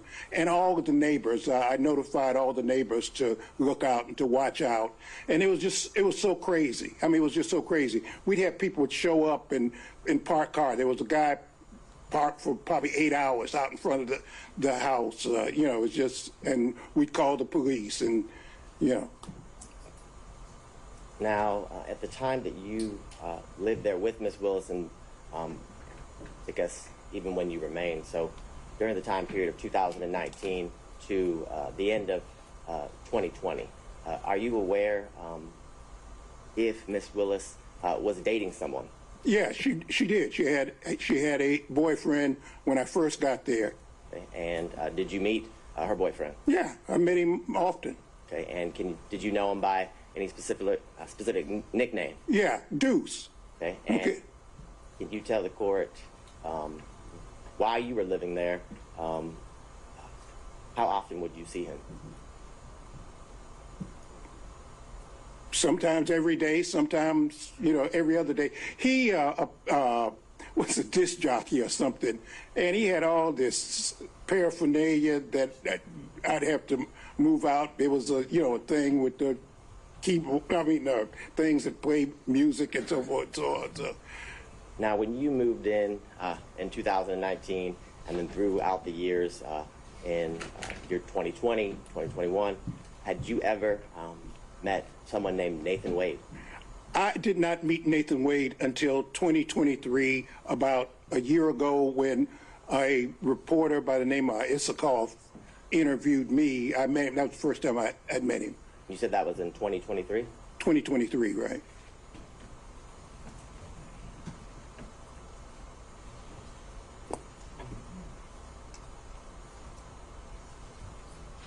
And I know you said you hadn't met him until 2023, but when you were living at Ms. Willis's house in Fulton County, did you ever meet Mr. Wade in the year 2019? Absolutely not.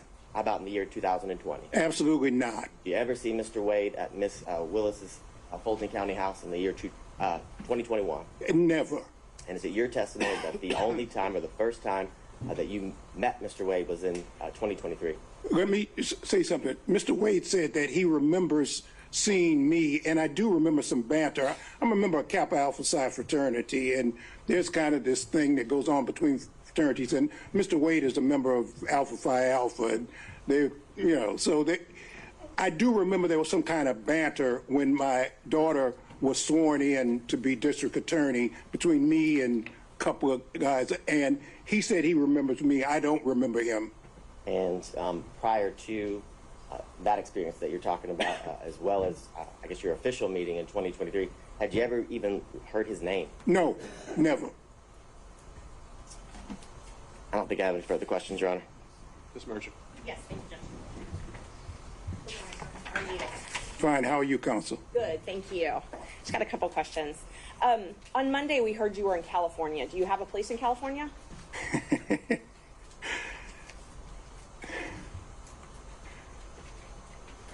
People always ask me about where do I live. I guess I live right here, sitting in this seat right now. But yes, the answer is I have a place in Los Angeles. Okay, you do. All right. So do you share time or split time between Los Angeles and Georgia? Actually, I'm working on a documentary film, and I'm supposed to be being filmed not for this trial, but I'm supposed to be being filmed right now. It was planned, and we had to stop it because they asked me to come here. But the answer is I'm working on a documentary, and I'll be in California until I finish the documentary if we don't have another actor strike and we don't have another writer strike. So do you own property in California? No, I don't. I live with a friend of mine. Live with a friend of yours. Okay. Yeah. And when did you first move? Well, let me qualify with the dates. Did you spend any time in 2019 in California? No, and the reason I didn't is that when I first came here, the answer is no, I did not. What happened was COVID. Once COVID hit, I was just paralyzed. I couldn't go any place. I couldn't go anything. I mean, I'm a theater buff. I used to go to theater at least once a week. But when COVID hit, I just couldn't. I couldn't go to the dentist, which I need to do. Or, it was just a thing. So I was just stuck. I was just stuck there. I may be wrong, but I believe COVID hit in 2020. So I was asking about 2019. In 2019, did you spend any time in California? Before COVID was even here in the United States, remember I lived in South Africa and I've traveled the world. I knew COVID was coming before. I knew COVID was around before. They may have announced it in 20, but in fact, I knew about it and I knew what was happening in 19. Okay, so let's walk through 2019 then. You said you moved here in September. So no, I didn't say that. I moved here probably prior to September. In September is when I got the driver's license. I probably moved in the springtime. I'm sorry, you did. You said spring, summer. I see that in my notes. So spring, summer 2019 is when you moved here. So up until spring, summer 2019, where did you live? I lived in Johannesburg. Well, I lived in Washington, D.C., 2018. I had planned to retire for the rest of my life in South Africa. I had worked for Nelson Mandela and the Free Mandela and get that. And someone I'd gone to law school, he had located there after Mandela was freed from prison and became president. I was going to live there for the rest of my life, but unfortunately, because of political reasons, I could not stay in South Africa, and I was forced, in a sense, to come back to the United States. Okay, so let's just focus in on the period from, let's just start with October 2019, okay? We'll call that the relevant period. October 2019 until the end of 2019. Were you in Georgia every single day of that year? Absolutely. Okay. So now let's move to 2020, okay? And every single day, before I move on, every single day in 2019, you slept at your daughter's house, correct? That's correct. Okay. So let's start in 2020, all right? So 2020, the entire year, did you travel anywhere? No. Okay. You didn't travel at all that year? No. So, and I didn't go to the movies, which upset me also. So that entire year, 2020, you remained here in Georgia? Right. In 2021, did you do any traveling? No. Okay. So when did you move back, or when did you start this documentary film in Los Angeles? What I had been doing to occupy time is I was writing my own memoir. As I delved into my family background, I discovered something, and that's what got me to working on the documentary. So I want you to understand what was going on in my life. I pitched I have a movie script called Bad Blood. I have a movie script we're trying to sell. So I tried to sell that, and I just happened to mention something that happened during the civil rights movement. SNCC, it's called the SNCC 5. The legendary Peter Fitzsimmons was interested, and so with Peter Fitzsimmons and Leah Smith, we're now doing the documentary. So I don't want to interrupt you, but what I was asking was when you moved to Los Angeles, not what you moved there for. Well, you keep saying moved. I haven't moved to Los Angeles. I spent more time in California, in Oakland, if you really want to just be, because Peter is basically San Francisco based. So we're working on the documentary. Okay. I was in Los Angeles because I was going to the Pan-African Film Festival, and that's why we were there. And the way Hollywood works is, you know, when you make connections, and film festivals are a place to try to sell ideas and meet people and organize things. You still own property in Washington, D.C., correct? No, I don't. You don't own property at 1467 Roxana Road Northwest? That's where I used to live. That's where you used to live. Did you Right. own that property? Yes. Okay.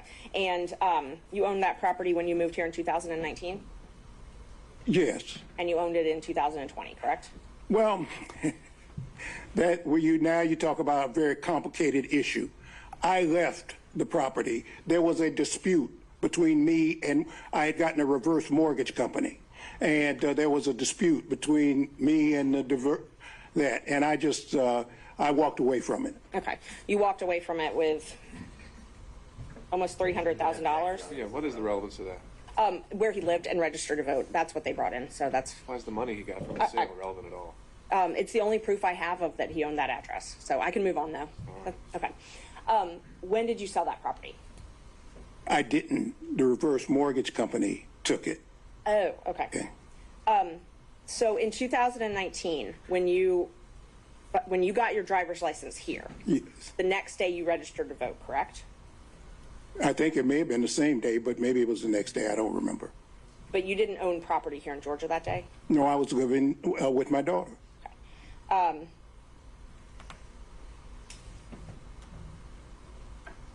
You said that you met Mr. Wade, that you remember you met in 2023, right? That was the first time you Correct. remember? Okay. And I wasn't really clear. You said something about meeting him. Was it with Mr. Isikoff, or did Mr. Isikoff tell you? No, I was being interviewed by Mr. Isikoff. Okay. And he walked in, and I met him. That was the first time. He walked into the office, and Where were you being interviewed? at the district attorney's office. And Mr. Wade walked into that interview? Yes. And so Ms. Willis had not told you about Mr. Wade prior to that? Absolutely not. So she didn't tell you anything about their relationship before you met him that day? No. But Mr. Wade remembers meeting you in 2020? He said that at my daughter's swearing in. I do remember that we having some banner about fraternities, but other than that. Oh, at your daughter swearing in, okay. Right. That's all I have. Just one moment, Judge. Nothing else. Thank you.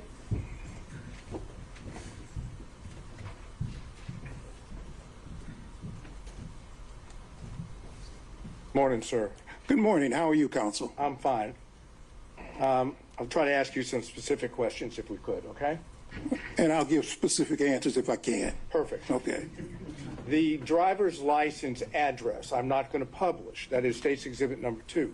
But is the address on that driver's license the home that you're referring to as your daughter's in South Fulton? Absolutely. Okay.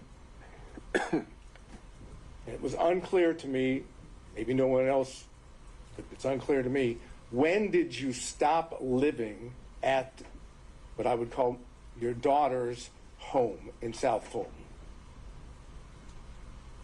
Things got so bad and threats got so many, even against me, that the house became basically uninhabitable. I got tired of sleeping in one room one day and one that. I would say December of 2022, something like that. December of 2022. Right. That's about right. Yeah. Now, let me change and go back for another date. You had indicated, and I didn't hear it, when was your daughter, Miss Willis, when was she sworn in as district attorney? On January 1, 2021. Okay. And did you indicate that there was an incident, and I know you've described it, was that incident on February the 3rd, 2021? That's my best recollection. Okay. So my question then is, after February 3rd of 2021, how much longer did Miss Willis stay at the house before she moved somewhere else?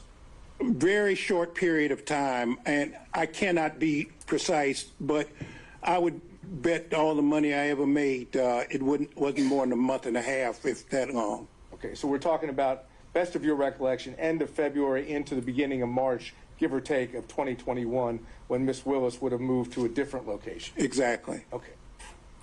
And did Miss Willis return to the house, that is, the house that you were in, at any point in time that you can remember? From time to time, she and her security might show up for her to pick something up or take something or something, but she always would come with her security. Okay, my question was poorly worded, I apologize. Did she come back permanently to her house? Oh, absolutely not.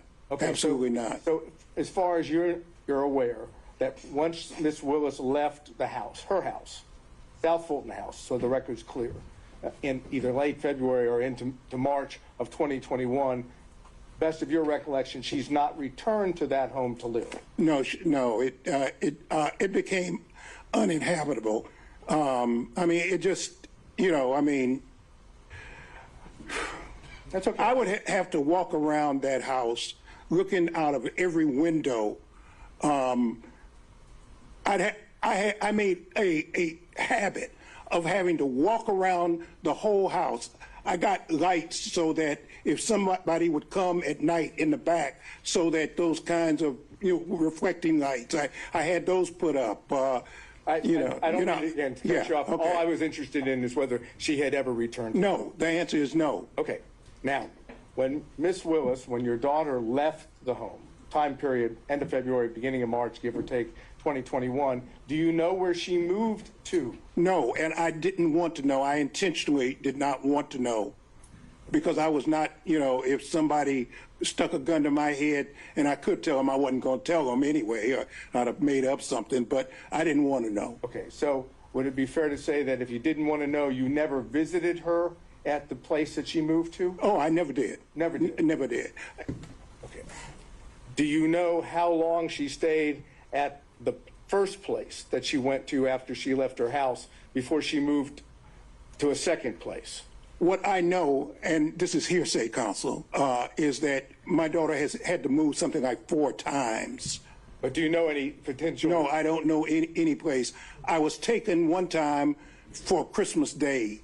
I've only seen my daughter, and this is very hard for me to say, but during the period my daughter left, I've only seen my daughter 13 times, because I can't, and we've never seen each other more than maybe 3 hours because of, the nightmare threats against her and me. And I understand that, and from the perspective of being a father myself, I understand what that means. So I'm going to move away from that. I was just trying to get an idea of date-wise, okay?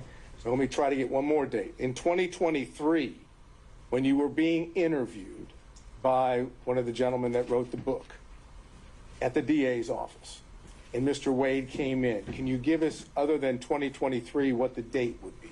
I'm sorry, I can't, counsel. How about spring, summer, any idea? I would guess spring or summer, but I can't. Okay. I don't. I'm sorry. And you've already indicated, at least to your recollection, that was the first time that you'd met Mr. Wade. Oh, absolutely. Okay, I'm not arguing with you about that. I want to go to Miss Willis's boyfriend that you referenced. Okay, you met Miss Willis's boyfriend, as you've characterized it, when you came here in 2019. Correct.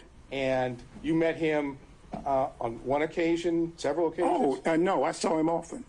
Oh, so you mean there was no secret that she was dating this man? Not from me. Not from you. And he was a disc jockey of some kind. I think he had a government job during the day. I don't know what it was, but apparently he would do weddings and so forth and so on. He was a disc jockey, play music. So he had all his stuff was always in the way, and I was always having to try to push it aside. And anyway. But Ms. Willis, your daughter didn't keep him from you, correct? No. No, I mean, there was no doubt he... I mean, my daughter and I lived in the same house. I mean, he came and went, Right. Now, when did you learn that your daughter had a romantic, personal relationship with Mr. Wade? Well, about 7 weeks ago, when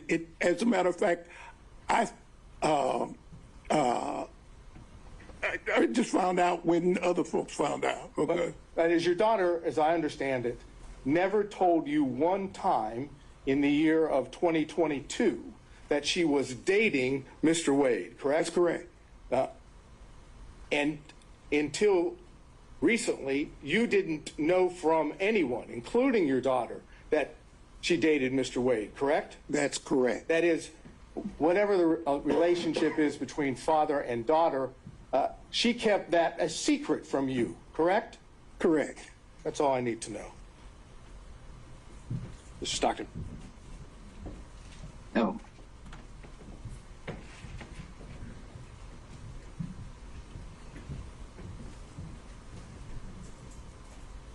Good morning, Mr. Good morning. Correct. Good morning, Counsel. When your daughter moved or left the house that she owned, did she say anything to you about having a large savings of cash? Oh, no, no. See, maybe, excuse me, and Your Honor, I'm not trying to be racist, okay? But it's a black thing, okay? You know, I was trained, and most black folks, they hide cash or they keep cash. And I trained, you always keep some cash, because I've been places, and just because of the color of my skin, for example, I took a fellowship at Harvard when my daughter was just, if I might, Your Honor, when I was just, she was just, maybe 3 years old. And I remember going to a restaurant in Cambridge, Massachusetts, and I had a American Express credit card and maybe a Visa or whatever.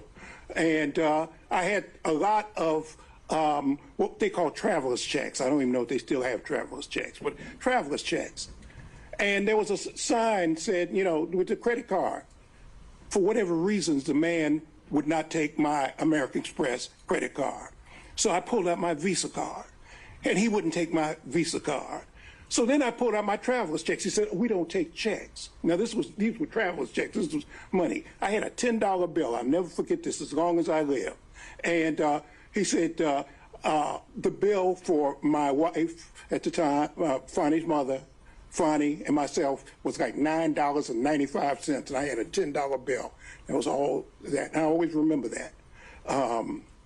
But even before that, I've always kept cash, and I've told my daughter, you keep 6 months worth of cash always. For example, I had 3 safes in my house. I put some of my clients' stuff there too, things I didn't want other lawyers to be, because you're always in a firm, and I knew that there were special conditions. So some of my clients' things I would bring home, put them in the safe. But I've always kept safes.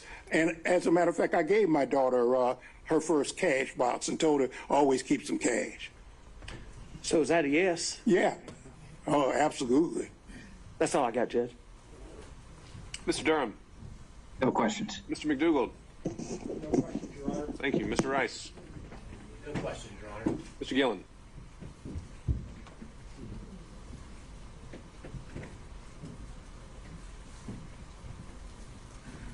It's still morning. Good morning, sir.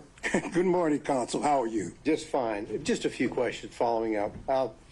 When you were talking about when you learned about Mr. Wade and your daughter, correct? Correct. Now, did your daughter tell you in around October of 2022 that she had gone on a Caribbean cruise with Mr. Wade to the Bahamas? The answer is I knew that my daughter had gone, but I did not know who she went with or what the circumstances were. So I knew that she had gone out of town, but I didn't know with whom. I see. And did she tell you in November of 2022 that she had gone to Aruba and stayed at the Hyatt Regency Resort there in Aruba for 3 days with Mr. Wade? Did she tell you that? The answer was, again, I knew she went out of town. I didn't even know where she went. I knew she was going out of town. She told me she was going out of town. I think she might have said she was going out of the country or something. She'd be going. But other than that, that was all. Okay. And did she tell you in March of 2023 that she was going to Belize for several days with Mr. Wade? Same answer, that I knew she would tell me she was going out of town, and she may or may not have told me where she was going, but she'd be gone for a couple of days. Okay. Now, in 2023, you were in many days you would be out in California, correct? Some days I'd be in California, correct. Okay. Well, did she tell you in May of 2023 that she was traveling to Napa Valley with Mr. Wade, so maybe y'all could see each other when she visited California with Mr. Wade? The answer is no. And so the first time that you ever met Mr. Wade or learned about Mr. Wade, to your recollection, was in 2023? That's correct. That's all I have, Your Honor. Thank you. Mr. Kucherov, on Zoom. Yes, Ron, just a couple quick questions. Good morning, sir. I know I can't see you. I can't see you either, but we can take a moment. Good morning, counsel. We can take a moment. Let's just pause, see if we can change the screens to show Mr. Kucherov.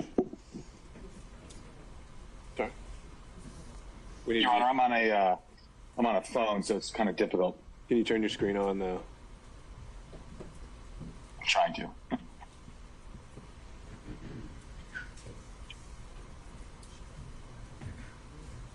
The fact you thought you were going to be asking questions without showing your face. No, sir. We need to see you too.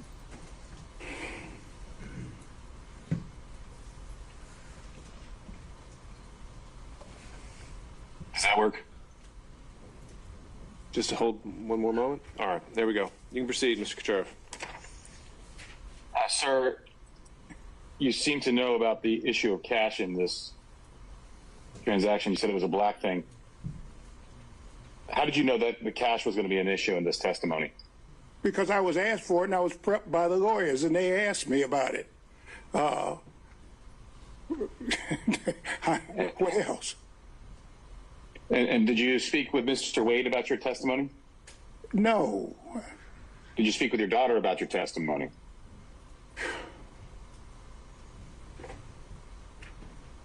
She may have been present when the lawyers were. I really don't remember.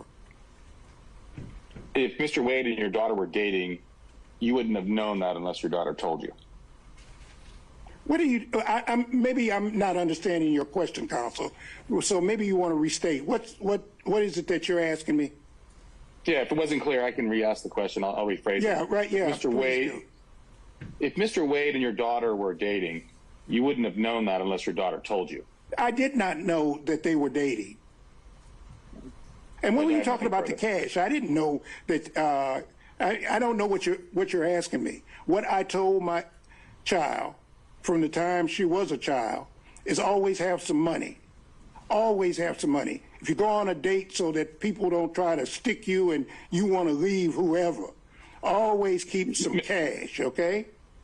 Mr. Floyd, you answered the question that the attorneys prepped you for that, so that's all I wanted to know. Anything else, Mr. Kucherov? That's it, Your Honor. All right, Mr. Cromwell. No questions, Your Honor. Mr. Abadi? Your Honor. Mr. Floyd, now, it wasn't common for your daughter to confide in you about her romantic life at all. No, and I didn't. I haven't confided in her about mine before when I had one. Okay. And you wouldn't have known about her boyfriend, the disc jockey. Hey, Debs. An objection? I think that might have just been still off mute. Okay. Let's keep going. Now, you wouldn't have known about her boyfriend, the disc jockey, had you not been living with her, correct? That's correct. I'll allow overruled. I have nothing further. Did he answer the question? He did. He said that's correct. All right. By show of hands, any redirect on those points only. Ms. Merchant. Yes. I just want to know when you were prepped by the lawyers, when this prep session was. I just got off the plane on, what was it, Tuesday night? I think I was probably drooling at the mouth. I was so tired. So it must have been, I got in Wednesday. It must have been Wednesday. Okay. And did you talk about any of the testimony from yesterday or watch any news reports or anything like that? Oh, absolutely. Google, you can't cut the TV on without seeing this. The first thing, and I listen to conservative radio a lot, and, you know, last night for 5 hours, all they talked about was this case. So you were aware of what the testimony your daughter gave yesterday was?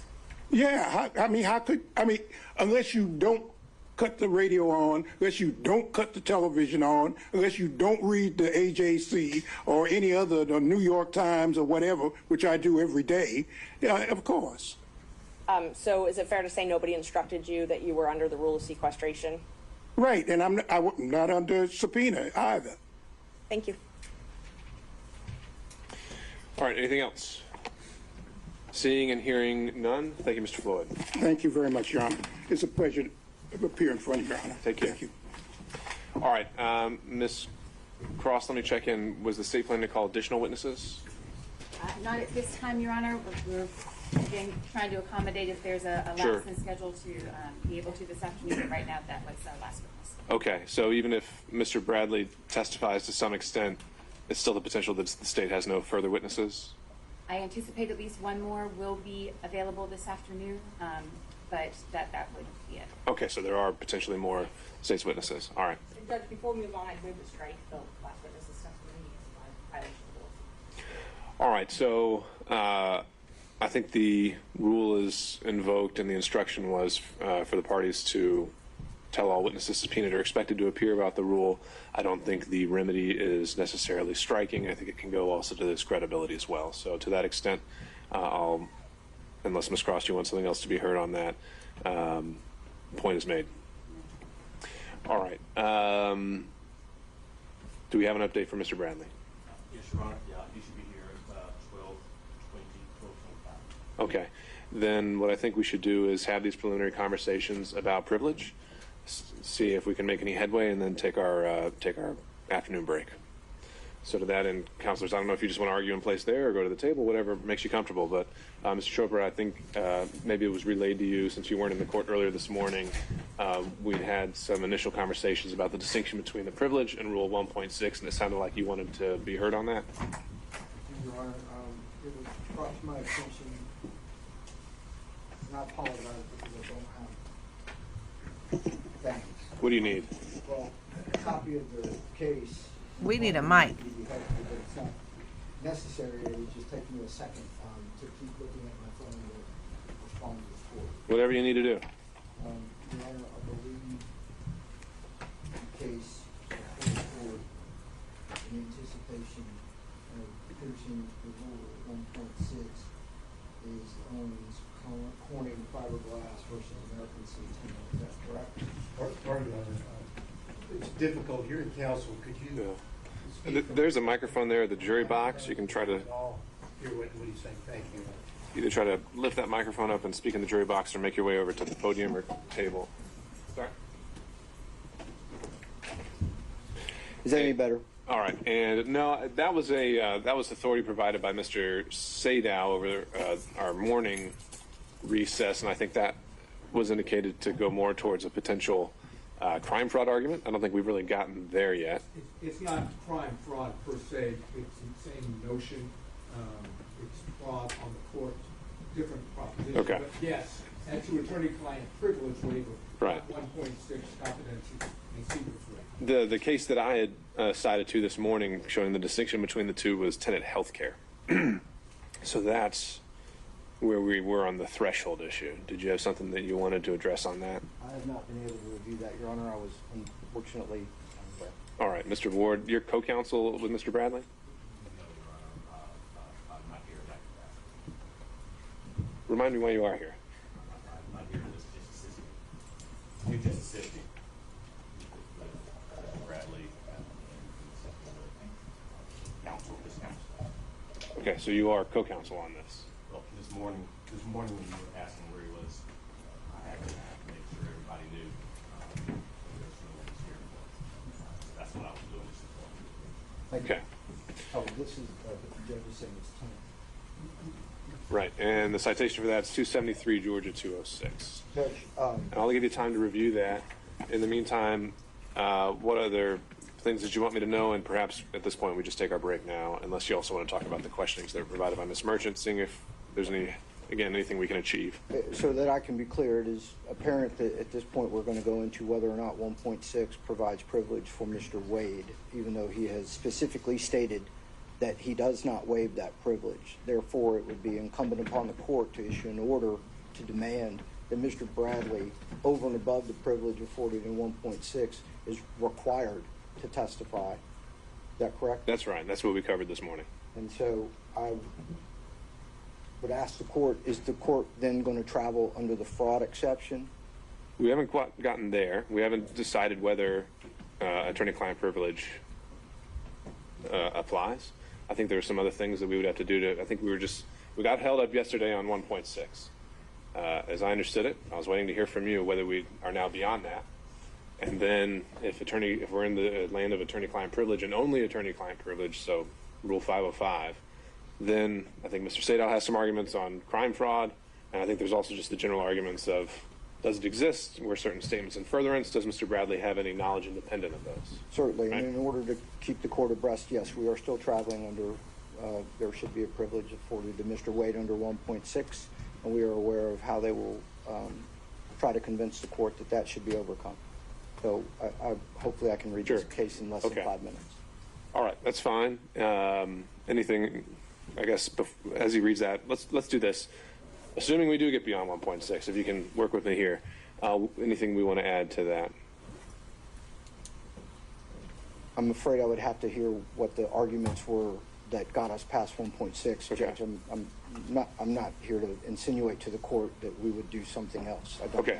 But there was a line of questioning that Ms. Merchant decided to write out and share with the parties. Were there any initial thoughts, comments, reactions to that? Again, just trying to make sure we make the best use of Mr. Bradley's time once he arrives.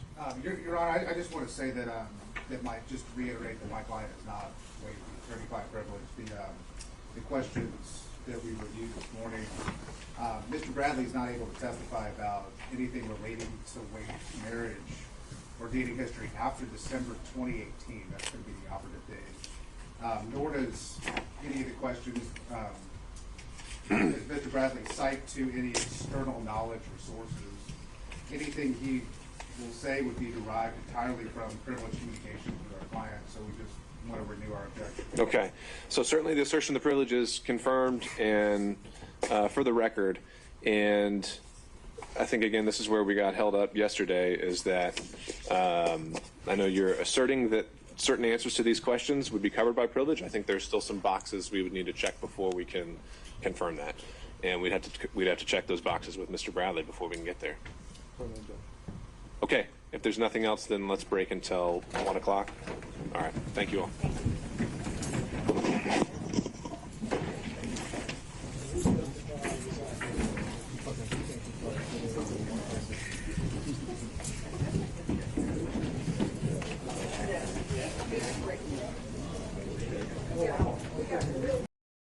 So this is going to be a two-part.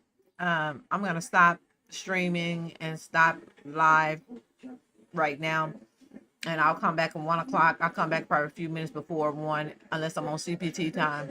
But anyways, oh, I'm sorry. Wait a minute. I should say, I have my background music playing, sounds playing. Anyways, we'll be back at 1 o'clock.